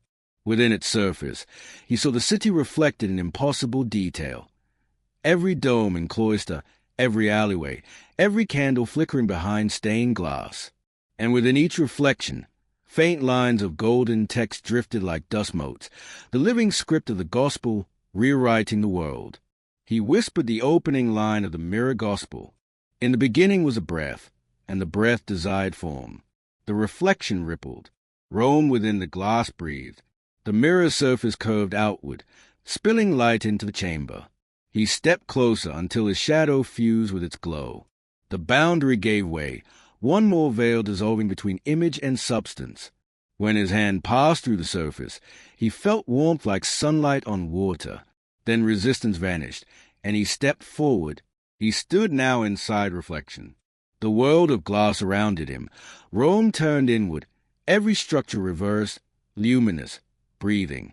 Streets of gold-veined marble stretched into infinity, lined with arches that trembled with hymns. Above him, instead of sky, a canopy of mirrors reflected constellations unseen by any astronomer. In the distance, St. Peter's Basilica towered, but inverted, its dome descending into the horizon like an eye turned upon itself. From within it radiated the same golden pulse as the gospel. He walked toward it, each step echoing softly, each echo whispering fragments of forgotten prayer. His reflection moved beside him, flickering, lagging, sometimes walking ahead, as though time itself had begun to fold inward. When he reached the basilica's gate, he saw that it was not barred but open, waiting. Inside, light poured downward instead of upward, cascading from the inverted dome. The air shimmered with motes of scripture, endless phrases drifting like falling leaves. He raised his hand, and one landed on his palm, warm, living, whispering its own verse before dissolving into his skin. The word knows itself through witness. At the altar's center lay the Evangelium Corporis Lucis, immense now, its pages wide as doors. The text flowed across them like water, every line alive, every word breathing. As he approached, the floor mirrored his steps. His reflection within it no longer matched him but changed, each movement revealing another version of himself. The scholar, the priest, the heretic, the believer, dozens of selves overlapping like stained glass. He knelt before the book. Its light washed over him. "Why me?" he whispered. The gospel answered not in words, but in the slow pulse of radiance that filled the basilica. Yet meaning arrived clear and terrible, because he remembered, because all who forget must be rewritten. The realization struck him like revelation and condemnation entwined. He understood that the gospel was not a scripture of belief, but a mechanism of memory, the divine act of the universe recalling itself through those who dared to read. The light intensified. The basilica trembled. Statues along the walls cracked open, not breaking but unfolding. From within their marble skins emerged figures of pure light, saints reborn as radiant silhouettes, each carrying a fragment of the living text inscribed upon their forms. They turned their faces toward Alessandro, silent yet chanting in thought alone. As above, so within. As within, so remembered. The refrain filled every atom of space. The mirrors lining the dome blazed until the air dissolved into brilliance. Alessandro felt the gospel's heartbeat synchronized with his own. The line between text and flesh vanished. He raised his hands, and golden characters appeared upon his skin, verses forming, vanishing, reforming, his veins glowing like ink. He realized that the gospel no longer existed as a book. It had transferred itself into him. When the light subsided, he stood once more in his small chamber, the codex resting closed on his desk. But the air still shimmered faintly, and every surface reflected a slow ripple of illumination. He looked down at his hands. The verses still glowed faintly beneath the skin, like memories too deep to fade. A knock sounded at the door. He turned. A young cleric stood there, wide-eyed. "Father de Rossi," the boy stammered. "The frescoes, something is happening. The saints, they're breathing." Alessandro followed him through the corridors. As they entered the basilica, a low hum filled the air, resonant and calm.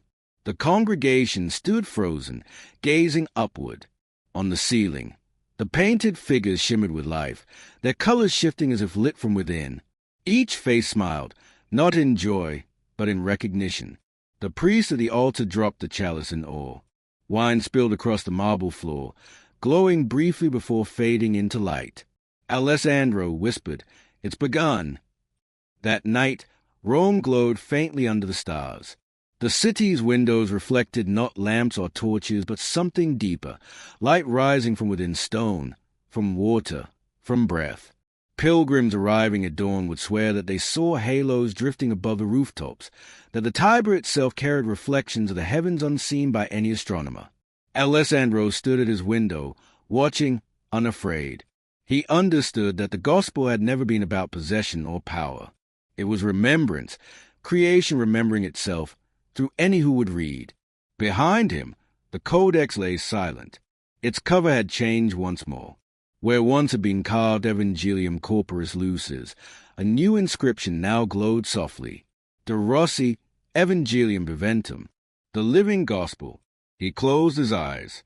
The air hummed, gentle, endless. He whispered the final line that came unbidden to his lips. In the reflection, the word awoke, and the world remembered it was whole. Reign again, hard and cold, striking the copper roof of the apostolic library like the ticking of a vast clock. In the square below, the pilgrims were gone. The fountains hissed in the dark. Only the Swiss guard at the gate moved, their halberds silvered by lightning. Father Alessandro de Rossi sat at his desk, the shutters open to the storm. The air smelled of wet stone and ozone. Beneath his fingers, the old codex pulsed faintly, the living light within it reduced now to an ember. He could feel the city breathing with it. But someone else was awake. A bell that was not a bell sounded inside the library's walls, a dull resonance that only initiates would recognize. It was a signal that a containment order had been issued. Not for fire, for heresy. He closed the gospel gently and whispered. They finally looked into the mirror. Aye. Cardinal Luca Bellata arrived before dawn. The motorcade entered through the northern gate, unannounced. No lights, no fanfare. The guard stood a little straighter when they saw the crimson cassock beneath his coat. Bellata had once been Alessandro's teacher. 20 years earlier, he had taught him textual criticism, the discipline of separating revelation from imagination. He had also introduced him, quietly, to the circle that met after hours in the subcrypt, scholars who sought the obscura veritas, the truth behind the sanctioned scripture. Most had vanished over the years, exiled or silenced. Bellata alone had prospered. Now he walked again through those marble corridors, older, heavier, his face carved by years of guarded obedience. He carried a folder sealed with black wax. On its cover, one phrase, De Rossi, investigation authorized. 2. They met in the archivist's chamber at sunrise. The shutters were closed, the light within a pallid gold. Father De Rossi, Bellata said softly, You've been busy. Alessandro did not rise. You taught me that the word seeks witnesses. I've simply obeyed. Bellata studied him. The younger man looked neither defiant nor afraid. There was a serenity in his eyes that disturbed him more than any guilt could have. The congregation found anomalies, he said. Documents altered, paintings shifting. You wouldn't know anything about that. The word remembers itself, Alessandro murmured. That's not an answer. It's the only one. Bellata opened the folder. Inside were photographs. The frescoes of St. Peter's where pigments had changed overnight. The cathedral floor where symbols had appeared beneath the marble polish. In one image, Alessandro's own reflection seemed to look back from the stone, luminous. You call this the word? Bellata asked. It's scripture awakening. It's contagion. Bellata snapped, the old teacher's patience cracking through the Massa hierarchy. Whatever you've done, it's spreading. Alessandro smiled faintly. So did the first gospel. 3. That night, Bellata remained in the Vatican apartments, unable to sleep. The rain had stopped. Moonlight filled the courtyard with cold clarity. On the desk before him lay the dossier, the photographs, and a letter he had written but not yet sealed, an order for De Rossi's detainment. He read it again and hesitated. He had seen something earlier, something he had not told the congregation. When he entered the basilica that morning, his own reflection in the holy water font had moved before he did. For a heartbeat, it had smiled at him. He poured a glass of wine, hands trembling slightly. The gospel he had studied in secret decades ago, the fragments of Ordo Lux Corporis, he had believed them buried. But De Rossi's discovery had awakened the same current of forbidden illumination that had once drawn him. He felt it again now, that mixture of awe and fear. He whispered into the empty room, Have you returned for me too? The mirror above the desk shimmered faintly. Only faintly. For, in the morning he summoned Alessandro to the chapel of St. Damasus. Private, windowless, acoustically perfect. 2 guards waited outside, instructed to admit no one. Within, the air smelled of wax and age. Bellata stood before the altar. Tell me what you found, he said. Alessandro's voice was calm. A reflection that remembers. You mean the text? I mean everything. The gospel is not new. It is what the church tried to forget. It shows that divinity is not distant, that matter itself is sacred. They erased it because it removed the need for priests. Belater felt the old thrill of heresy, sharp and familiar. He said quietly, "I know. I once believed the same." "Then why hunt me?" "Because belief without control becomes fire," Belater answered, "and Rome is built of dry paper." They stood in silence. Candlelight flickered across the chapel walls, painting both faces in gold and shadow. For a moment Belater saw in Rossi not madness but conviction, and in himself not righteousness but fear. Alessandro took a slow breath. "You still see it, don't you?" Belater's hands clenched on the rail. "I see nothing." But the mirror behind the altar disagreed. It rippled, showing both of them not as adversaries but as younger men, side by side in the old archives, reading by candlelight the same forbidden text. Their reflection spoke with one voice. Truth is memory returning to its source. Belater turned away. The air trembled. When he looked back, the image was gone. He left the chapel shaken. Outside, the guards looked at him uncertainly. They had heard nothing, yet their faces were pale. Belater walked into the sunlight and told them only, "Keep him contained." But as he crossed the courtyard, the paving stones mirrored the sky beneath his feet, and for an instant he saw written there the words of the lost gospel, blazing faintly. As above, so within.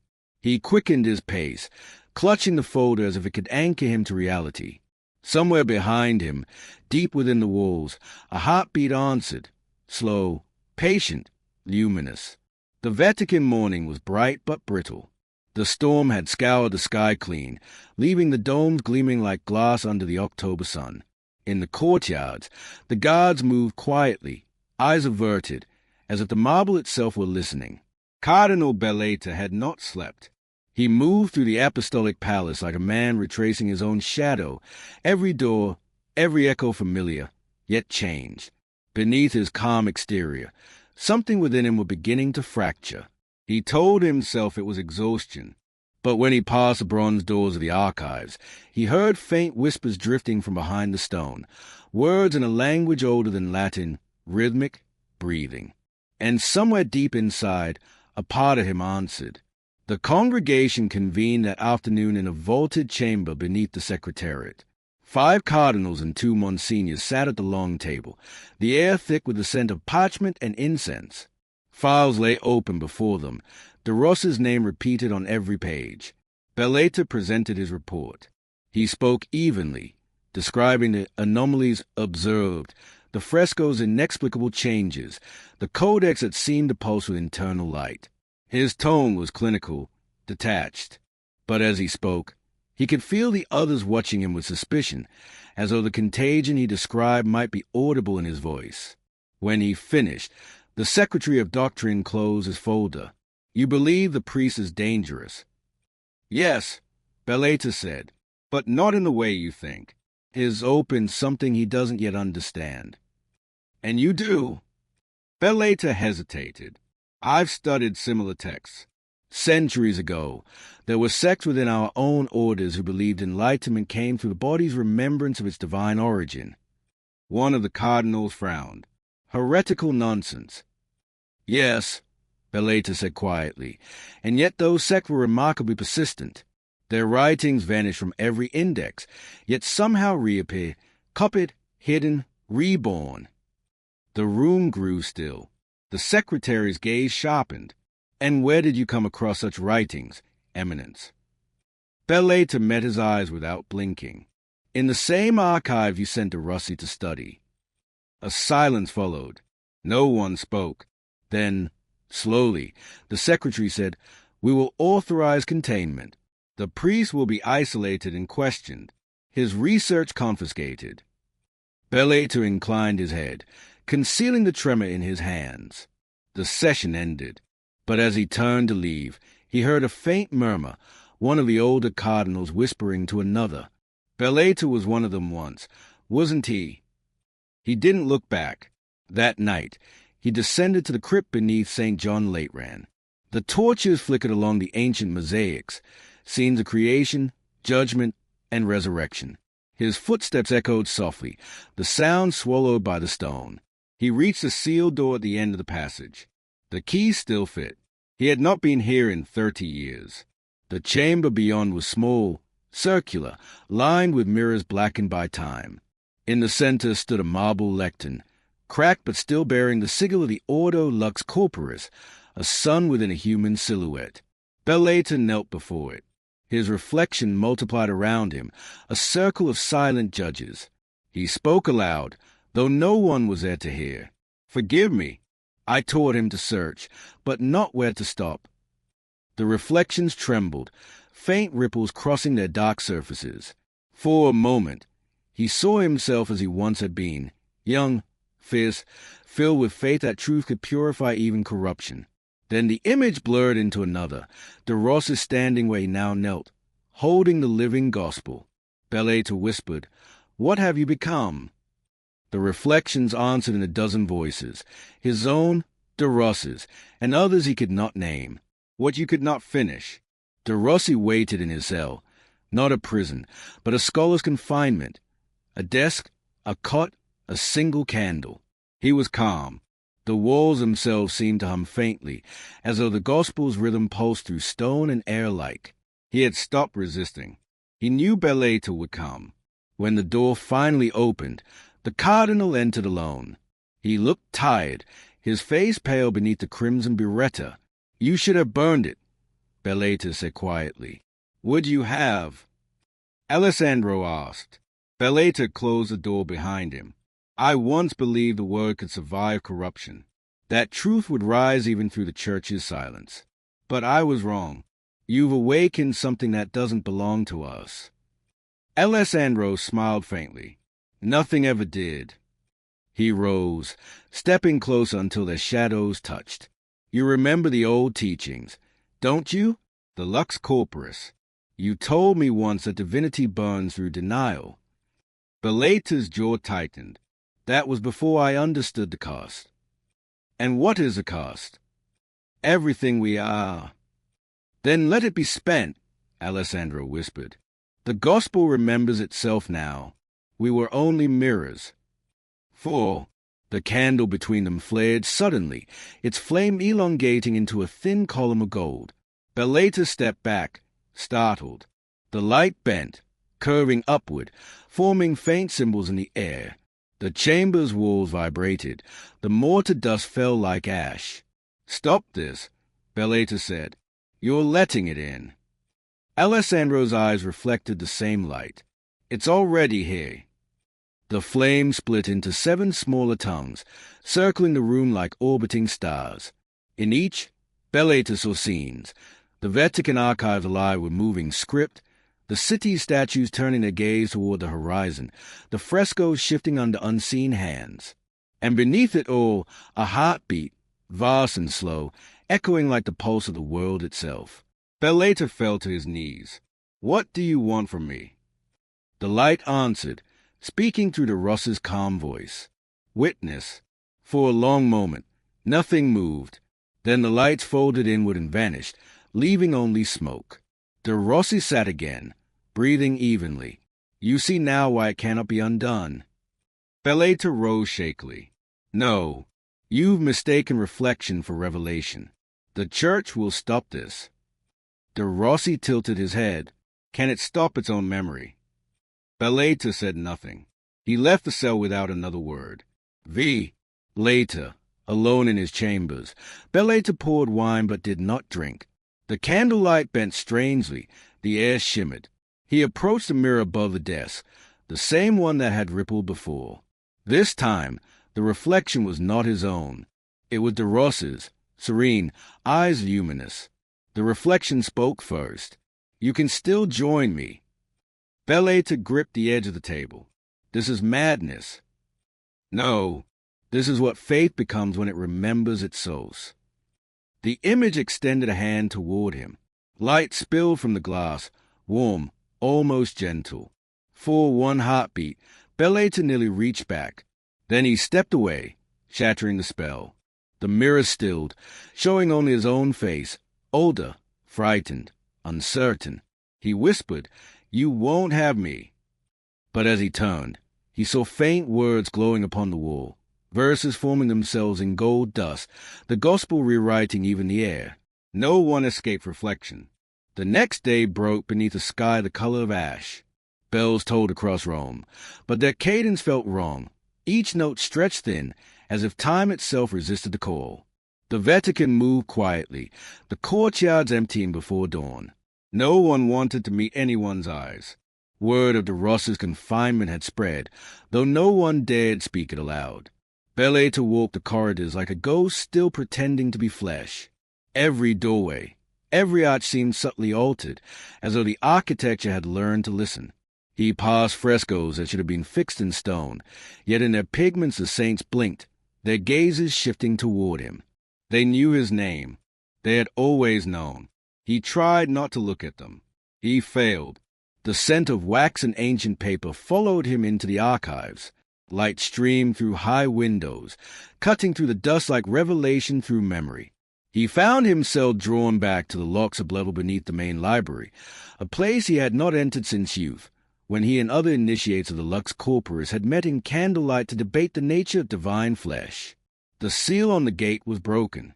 Someone, or something, had already gone before him. He descended.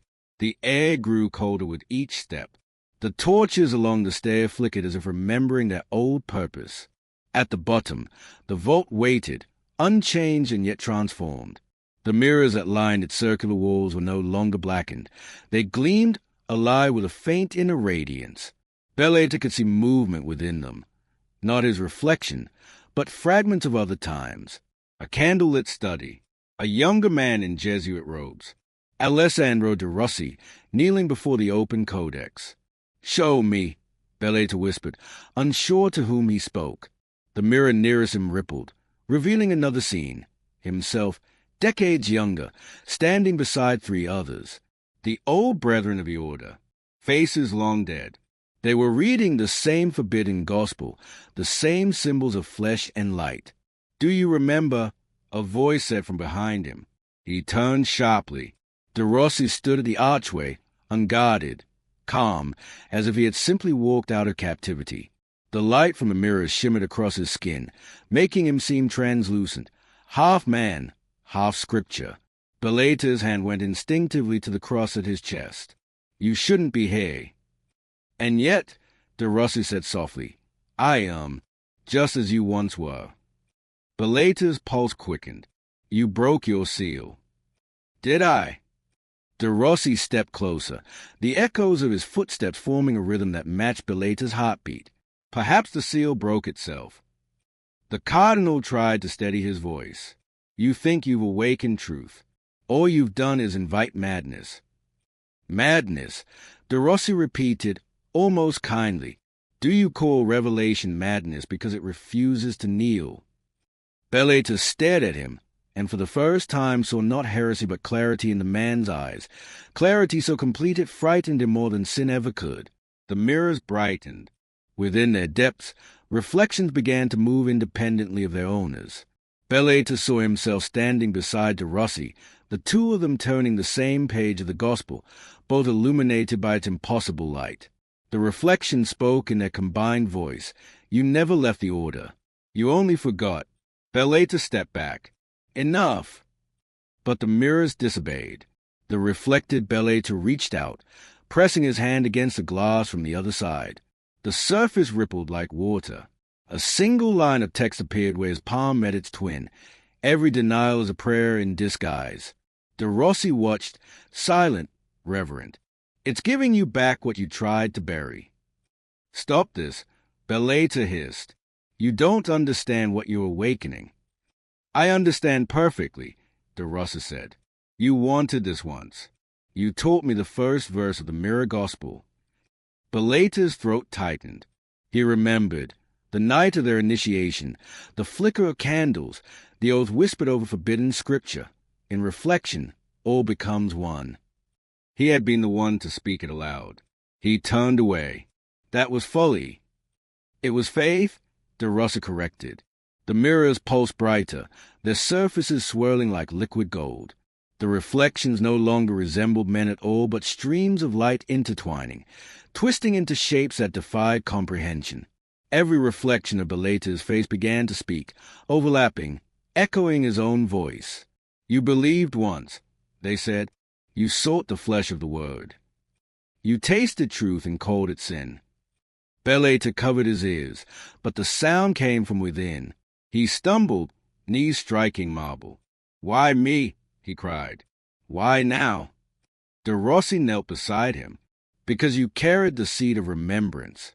The gospel doesn't choose the pure, it chooses the unfinished. Beleta's hands fell away. He looked up at his former student, trembling. Then what am I now? A mirror, De Rossi said. The chamber trembled. The mirrors bent inward, forming a circle of blinding light.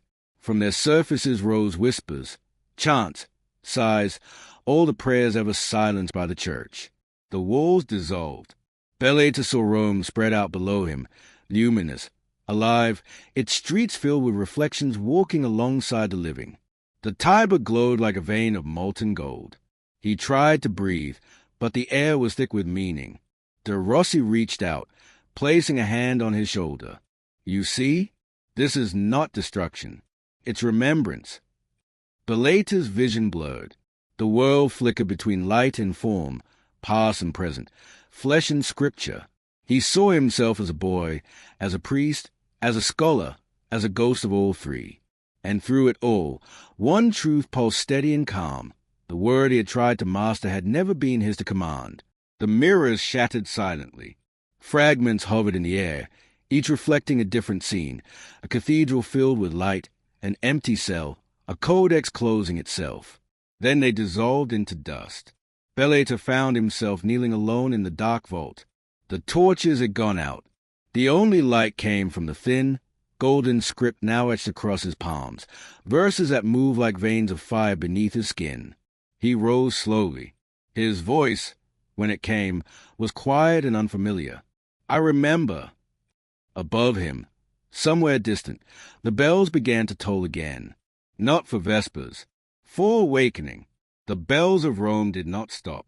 Their iron tongues rolled over the city like thunder, echoing from dome to dome, the sound no longer bound by distance or time.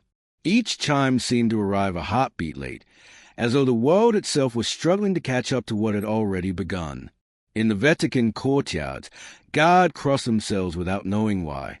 The air shimmered faintly, carrying whispers that might have been wind or memory. Statues glistened with morning dew that glowed faintly even when the sun withdrew behind clouds. The city was listening again. Beneath all that, in the sublevels of the Apostolic Library, Cardinal Beleta stood alone. He had not left the vault since night. The mirrors were gone. Only the faint scent of ozone lingered, and dust that pulsed faintly with residual light. The inscriptions on his palms no longer glowed, but he could still feel them, as if the verses had settled into his pulse. He whispered to the empty air, I remember, and it remembers me. Above him, footsteps. He knew whose they were before the figure appeared. De Rossi descended slowly, carrying the ancient codex cradled against his chest like a relic or wound. The light from it spilled faintly, no longer blinding, more like breath in the dark. You've seen it, Alessandro said. Beleta nodded. I saw too much. And now? I don't know if I still belong to the church or to the reflection. De Rossi smiled, weary but serene. They were never different things. They walked together through the hidden corridor beneath the basilica, the oldest path in Rome. The walls bore faded frescoes, angels whose faces had long eroded, leaving only outlines of flame and wings. The air trembled faintly, carrying a low vibration that seemed to come from below the earth itself. Do you hear it? Alessandro asked. I hear the bells. No, De Rossi said softly. Not the bells, the remembering. They entered the chamber beneath St. Peter's, where centuries of popes lay entombed. The space smelled of incense and time. De Rossi placed the codex upon the marble floor. Its cover flickered between languages, none stable, as if it were rewriting itself faster than thought. Beleta stood at the edge of the crypt. If you continue this, Rome will tear itself apart. It's not destruction, De Rossi replied. It's revelation. The The masks must crack for the face to breathe. He opened the book. A rush of warm air rose, carrying 1,000 voices at once, chanting, praying, confessing. Light rippled through the chamber, not radiating outward but inward, folding into itself like breath returning to lungs. The walls began to pulse with faint sigils, echoing the rhythm of the bells above. Bellata raised his hand against the brightness. "Stop! The church isn't ready." "The church was never ready," de Rossi said. "That's why it has survived so long." The Codex's pages turned of their own accord, settling on a blank one. Then letters began to appear, slow, deliberate, glowing. Bellata realized with horror that they were spelling his name. He staggered back. "No, you can't. It's not me," de Rossi whispered. "It's the word remembering its witnesses." The letters burned brighter until they filled the room. Bellata saw flashes of his own life, his first sermon, his secret studies, the night he betrayed the order to save himself. Every moment replayed not as punishment but as illumination, a truth laid bare. He fell to his knees. "Make it stop?" De Rossi knelt beside him. "It stops when you stop dividing what is holy from what is real." The light folded inward, and silence followed, vast, absolute. Then came a sound like a single breath drawn by the earth itself. The codex closed. The golden letters on its cover had changed again. 2 names now gleamed there, de Rossi and Bellata. When they emerged, dawn had reached Rome. But the city was changed. People in the street spoke softly, as if half-dreaming. Frescoes across the basilica walls shimmered faintly in living color. Saints smiled in ways they never had before. In the fountains, reflections lingered longer than they should, whispering fragments of verses before fading. The Vatican issued no statement. It never would. The official records would show only that 2 clerics were lost in the collapse of a sub-level archive during routine maintenance. The Codex was never mentioned again. Yet across Rome, and later across the world, mirrors began to ripple under candlelight. Not always. Only when one looked too long, or prayed too earnestly, or doubted too deeply. Some said they saw faint words moving across their own reflections. Others claimed to glimpse 2 figures walking side by side in the background, one in black, one in red, speaking softly as if in prayer. No one knew what they were saying, but in every telling, the mirrors glowed with a heartbeat's light before returning to silence. And in the deepest vault beneath the basilica, where dust never settled, the gospel waited still, closed, breathing quietly, its cover bearing one final inscription that no archivist would ever read aloud. Every reflection returns to the source. Every witness becomes a word. The chamber beneath the basilica no longer felt earthly.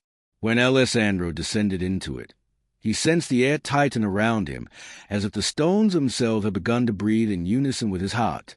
The narrow steps spiraled into silence. Each echo of his footsteps seemed to fall seconds out of time. He carried the Evangelium Corporis Lucis in his hands, its weight changing with every heartbeat. The codex was no longer parchment and binding. It was an organism of memory, warm to the touch, pulsing faintly with light that came from nowhere above him. The bells told a single, drawn-out note, not of warning but of invitation. Elena stared at the text until her vision blurred. She knew enough church history to recognize the reference. Ordo Lux Corporis, a rumored sect suppressed by the early Inquisition for practicing illumination through the body. Most scholars dismiss it as myth, a metaphor for mystical contemplation. But here, in her hands, was proof of its existence. She turned the next page. A fragment of de Rossi's own handwriting followed the papal decree. They burned the order, but not its memory. The flame that consumes also preserves. The church fears the light because it mirrors itself. The room seemed to darken around her. Outside, the night pressed against the window like a vast, breathing thing. Somewhere distant, a bell tolled, once, twice, then fell silent. Elena read on. The later entries into Rossi's journal grew increasingly visionary, describing dreams of a woman clothed in fire, a mirror that spoke, an archive beneath the Vatican that existed, not in space but in remembrance. I saw the faces of those who were erased. They are the true archivists. Each word the church burned has become a star in the black vault of memory. She read until dawn. When morning came, the journal's ink had faded slightly, as if some essence had been drawn back into the page. The margins, however, now bore faint new marks, tiny sigils barely visible. She tried to dismiss it as exhaustion, but the longer she stayed, the more certain she became that the ink was moving, not flowing, but breathing. The next day, she brought the journal to the university's conservation lab. Her colleague, Dr. Thomas Laird, an expert in medieval codices, examined it under UV light. "It's extraordinary," he said. "The ink composition predates the binding by at least 2 centuries. Some of it contains trace elements not found in known pigments. Look here, mercury, gold leaf, and something organic." Organic? He hesitated. Yes. The spectral analysis shows faint protein structures, human origin, possibly. "Blood," she whispered. "Maybe, but it's been altered, like the ink itself was transubstantiated." They exchanged an uneasy silence. "Where did you say you got this?" he asked. "I didn't." That night, she returned the journal to her apartment. She couldn't leave it in the lab. Something about it felt wrong in fluorescent light. It belonged to the dark. She placed it on her desk and opened her notes. Yet as she began to type her transcription, the words on the screen rearranged themselves, letters dissolving and reforming into phrases she hadn't written. "Do not translate the fire. Remember it." Her hands froze. The lights flickered. Somewhere deep within the apartment's walls, a low hum began, like the sound of distant chanting. She looked down. The journal was open to a page she had not yet read. The body of knowledge is not a metaphor. The archive is alive. She snapped the book shut. The sound echoed like a heartbeat. Sleep would not come. Every time she closed her eyes, she saw parchment curling in flame. Yet the letters upon it did not blacken.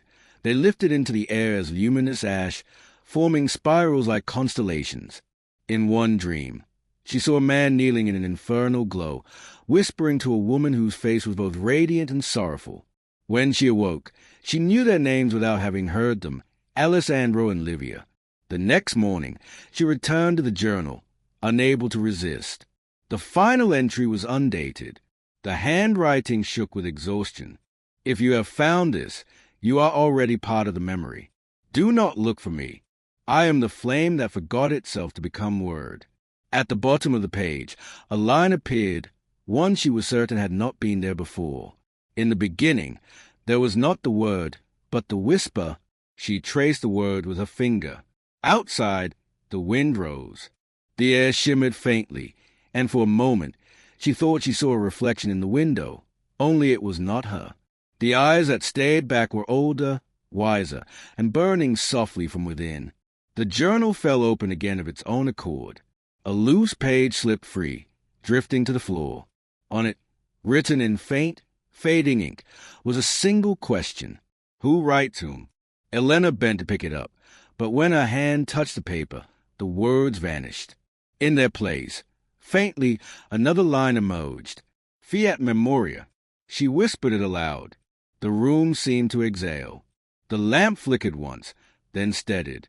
For a heartbeat, she thought she heard another voice echo her own, from within the journal, or within herself. She could not tell. She didn't open the journal again for 3 days, not because she feared it, but because something in her refused to rush. The words had begun to settle beneath her skin, working through her thoughts like quiet roots. Even in her lectures, she found herself pausing mid-sentence, her mind echoing with half-phrases that did not belong to her. The archive is alive. The body remembers. On the 4th night, she gave in. Rain trembled against the window pane, its rhythm faintly syncopated with the beating of her heart. The apartment smelled of old paper and coffee gone cold. She set the journal before her, the lamplight wavering as if reluctant to intrude. For a long moment, she simply looked at it. The sigil on the cover seemed sharper now, the eye at its center almost wet with reflection. When she touched it, her pulse quickened. "Archivio obscura," she murmured aloud. "What are you?" She opened the book. The pages no longer appeared static. Words glimmered and faded, as her breathing. Beneath the ink, faint sketches had appeared, diagrams of circular rooms, annotations in Latin, camera septima, speculum veritatis, corpus lucis. She turned one page after another until a loose sheet slid out. It was older than the rest, vellum, written in a spidery Gothic script. At the top, a heading, Testamentum Custodis, the custodian's testament. She read slowly, translating as best she could. We keep what the world burns. The archive is not stone, nor shelf, nor ink. It is remembrance woven through the flesh of thought. To destroy it, one must forget. To guard it, one must remember endlessly. The text shifted tone halfway through, turning confessional. They made me swear silence. But silence too remembers. I have buried fragments beneath the floors of St. Peter's, in the catacombs of lost saints, in the hearts of those who dream. When the final keeper reads this, the circle will close, and memory will awaken from its sleep of centuries. Elena's pulse quickened. The handwriting matched that of Alessandro de Rossi's journal. The last line was smudged but legible. Let the scholar who reads be read in turn. She sat back, staring at the words until the ink blurred into shadow. Outside, thunder rolled over the city, deep and distant. She felt suddenly that she was not alone. Turning, she glimpsed something in the corner of the room, a faint shimmer, like light refracted through smoke. The shape of a man, perhaps, though indistinct. She blinked, and it was gone. Her rational mind rebelled, sleep deprivation, visual fatigue. Yet when she looked down again, the open page bore new text, words written in fresh ink, impossible to deny. Do not look away. The archive looks back. Her breath caught. The lamplight pulsed once, then steadied. The following day, she went to the old Jesuit library at Sapienza University. Few ever entered its restricted basement, where forbidden manuscripts, those unfit for digitization, were still kept. She requested access under the pretext of comparing script samples from the 18th century. The librarian on duty, an elderly man with cataract-clouded eyes, nodded wordlessly and led her through iron gates. The air below was cold, damp with centuries. Light pooled weakly from ceiling bulbs, revealing endless shelves of parchment and leather. Elena felt the weight of history pressing down like the ocean. "Where are the excommunication archives?" she asked. He gestured toward a distant corner. "Last aisle, section V." His voice was brittle, a whisper of dust. She found what she sought, a collection of trial transcripts, sealed under glass. Among them, Inquisitio contra Alessandro de Rossi, 1784. Her hand trembled as she lifted the lid. The first page began formally, in nomine sanctissimi ecclesiae Romani, but the tone quickly descended into fear and confusion. Witnesses described de Rossi as possessed by visions, claiming to have found a chamber beneath the Vatican where scripture breathed and flesh was illuminated. The trial ended without sentencing. Marginalia in a different hand read, Custodia perennis, interment, not execution. Buried, then hidden. She photocopied what she could, returning the files carefully. But as she turned to leave, the old librarian was standing at the foot of the stairs, waiting. "You found something that was not meant to be found," he said quietly. His voice had changed, stronger, steadier. The cataracts in his eyes seemed to clear for a moment, revealing dark irises, sharp as glass. I'm a historian," she began. "It's just a record." He smiled faintly. "All archives are alive, dottoressa. Some wait centuries to be read again. And when they are, they remember." She froze. "Who are you?" But the lights flickered, and he was gone. Only the faint scent of myrrh remained in the air. That night, she dreamed of fire again. Not consuming, but illuminating, letters of flame spiraling upward like constellations. In their center stood Alessandro, his eyes reflecting endless corridors of mirrors. Livia stood beside him, her hands open, light pouring from her palms. They did not speak, but she understood. When she woke, the journal lay open beside her, though she was certain she had closed it before sleeping. A new passage awaited her. Memory does not die. It migrates. When the final custodian awakens, the archive will become flesh once more. Below that line, another, fainter, like an echo, the reader is a continuation of the flame. She sat up slowly. The city beyond her window was still half drowned in fog. The streetlights glowed like candles in a crypt. For the first time, she understood what de Rossi had meant. To study the forbidden was not to recover history. It was to enter it. By reading, she had become part of the narrative. The journal trembled faintly under her fingertips. Not moving, but resonating, like something breathing. She whispered, "What do you want from me?" No answer came. Only the faint reflection of her own face in the darkened window, eyes bright with exhaustion and something else, recognition. By the third week, Elena's apartment no longer felt like hers. The air had grown dense, carrying a faint charge as if invisible filaments threaded every room. Dust motes hung suspended too long in the light, glinting like fragments of text. Even the sound of her footsteps seemed muffled, as though the floor had begun to remember her weight. She worked obsessively, transcribing, cross-referencing, charting the fragments from de Rossi's journal against Vatican dates and obscure papal decrees. The deeper she went, the less linear her notes became. Margins filled themselves. Sentences appeared in her own handwriting that she didn't recall writing. The archive breathes through those who seek it. Each reader is an organ of its remembering. She tried to erase the lines, but the graphite returned, paler each time, as though the paper refused to forget. The university grew wary of her. Colleagues whispered that she was losing perspective. Her lectures turned into meditations on absence, on the difference between preservation and possession. An archive, she told her students, is not a vault. It's a heartbeat slowed by ink. When she looked up from the lectern, half the faces in the room were unfamiliar.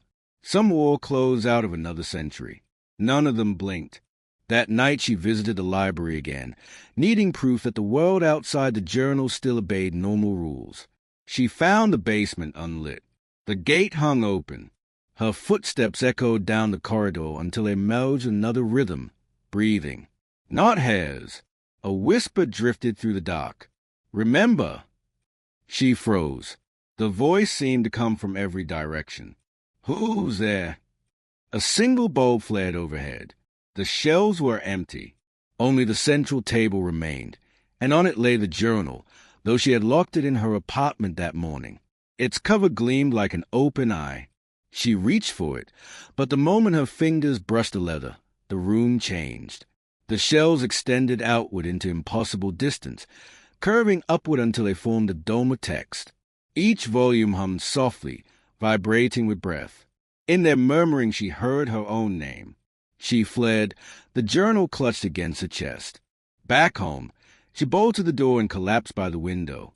The city below seemed strangely altered. Street lamps flickering in patterns she almost recognized the script. Somewhere, a church bell tolled 13 times. She opened the journal again, desperate for reason.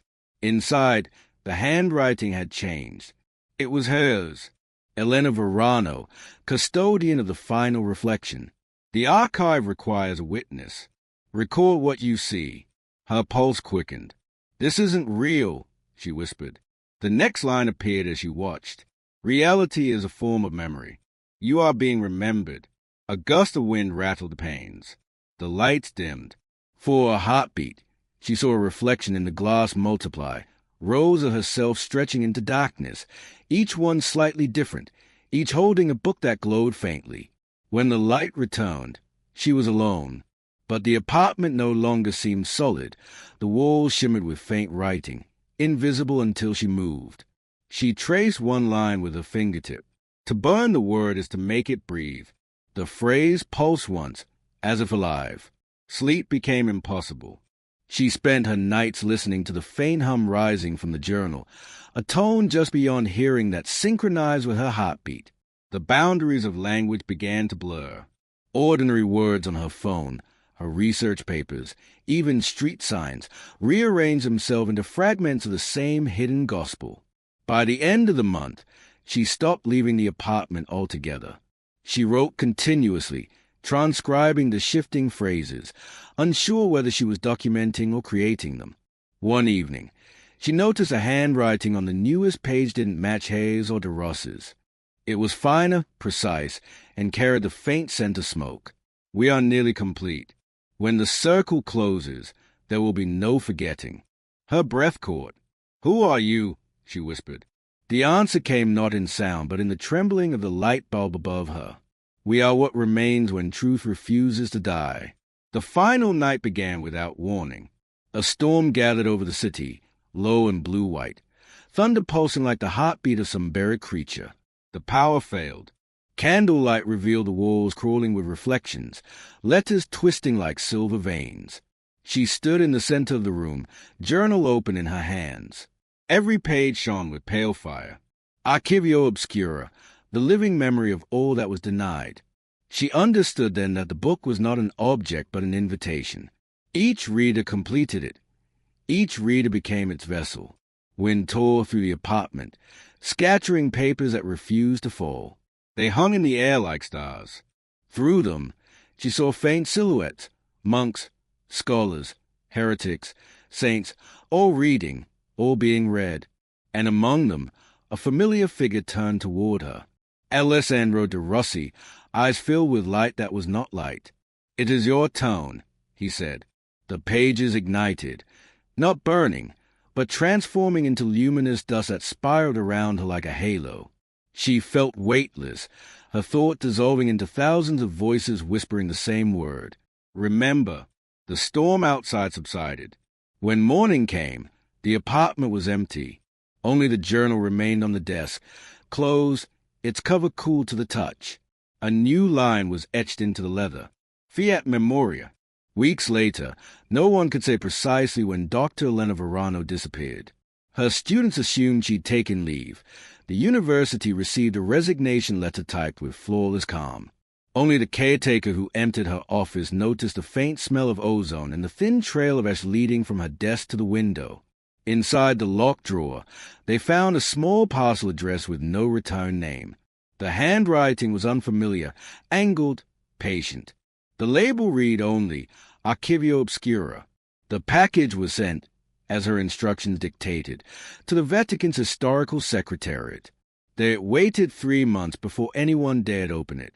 When the archivist finally did, a quiet man named Paolo Rinaldi, he found a single notebook bound in soft black leather and a flash drive taped to the inside cover. The drive contained photographs, fragments of translations, and a file titled custodian_logfinal.txt. Paolo opened the text file. It contained only a date, and below it, one sentence. The archive has found its next host. He frowned, assuming it a literary flourish, and set the drive aside. But as he turned to show the notebook, something about its weight unnerved him. It felt warm. The leather cover bore a faint embossing of an eye, so subtle it was visible only when tilted toward the light. He placed it on his desk and continued his routine, cataloging receipts, writing accession codes, until dusk. When he returned to log the parcel officially, the eye had vanished. He convinced himself it had never been there. That night, he dreamed of corridors stretching endlessly beneath Rome, lined with mirrors instead of walls. Each mirror reflected not his face but shelves, books, and hands that did not belong to him, turning pages faster and faster until they blurred into light. He woke gasping, the taste of dust and myrrh thick in his throat. The following morning, Paolo brought the notebook home. He told himself he'd examine it privately, just curiosity, a temporary diversion. He opened it on his kitchen table. The pages were blank except for the first line. Every reader continues aflame. The ink shimmered faintly before fading into the paper. He waited, but no more words appeared. He turned on the television to drown out the silence.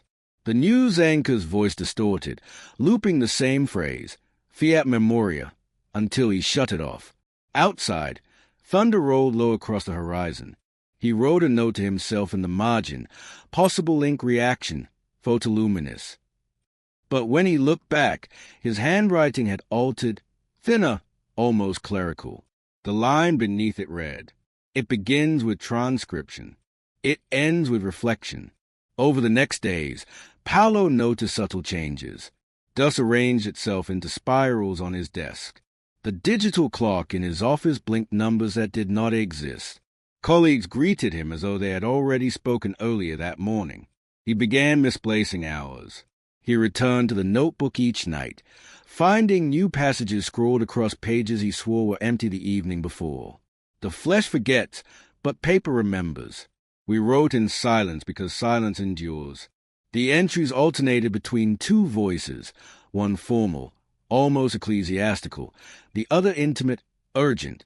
He could no longer tell which was his own. At the end of the first week, a new page appeared titled Speculum Archivarum, the Mirror of Archives. Beneath it, a drawing of concentric circles, each marked with word from different centuries. The outermost ring read Alessandro de Rossi 1784. The next, Elena Verano 2024. And at the center, an empty space, waiting. He touched the center with his fingertip. The page rippled like water. His reflection looked back from it, eyes dark, unblinking. By the second week, he could no longer separate waking from dream. He found himself walking the Vatican corridors at night without memory of leaving home. The marble floors gleamed like still water. Voices whispered from behind the frescoes, patient and innumerable. He tried to resign, but the letter he typed vanished from his screen. In its place appeared a single line, Custodia Pienis, eternal custody. He stopped sleeping altogether. He began to write instead, page after page, copying fragment from memory, the shape of the sigil, the phrases that haunted him. He mailed copies to no one, hid them in drawers, behind paintings, under floorboards. Each time he burned one, the ash reassembled into legible script. He realized then that the archive was no longer in the Vatican, or in the books. It was in the act of remembering itself. One night, he saw movement in the reflection of his office window. A woman stood behind him, her outline silver and still. Livia, perhaps, or Elena, it no longer mattered. Her lips did not move, but he heard her voice within his skull. You are the last custodian. Close the circle. He toned. The room was empty. The notebook lay open on the desk, its final page exposed. There was only one instruction. Write the first line again. He stared at it for a long moment. Then, slowly, he picked up his pen. Outside, lightning traced the dome of St. Peter's, illuminating the city in white fire. In that instant, every bell in Rome tolled once, then fell silent. Paolo wrote. It began with a letter and a name, Archivio Obscura. The ink shone briefly, then sank into the page. The notebook closed itself with a soft sound, like a breath taken inward. When the morning shift arrived, Paolo's office was empty. On his desk lay the sealed notebook, cool and inert, its cover plain. No eye, no mark. The accession tag read, Collection restored. Location, unknown. No one could later recall who had written that note. The record in the Vatican catalog lists the accession number but no contents. Its final entry is a simple phrase in Latin. Circulus clausus estimated. The circle is closed. Far away, in a nameless library, another archivist would one day unpack a crate of unsorted donations and find a plain leather notebook inside. When she opened it, a faint scent of smoke rose from pages, and the first line read. It began with a letter and a name, Archivio Obscura.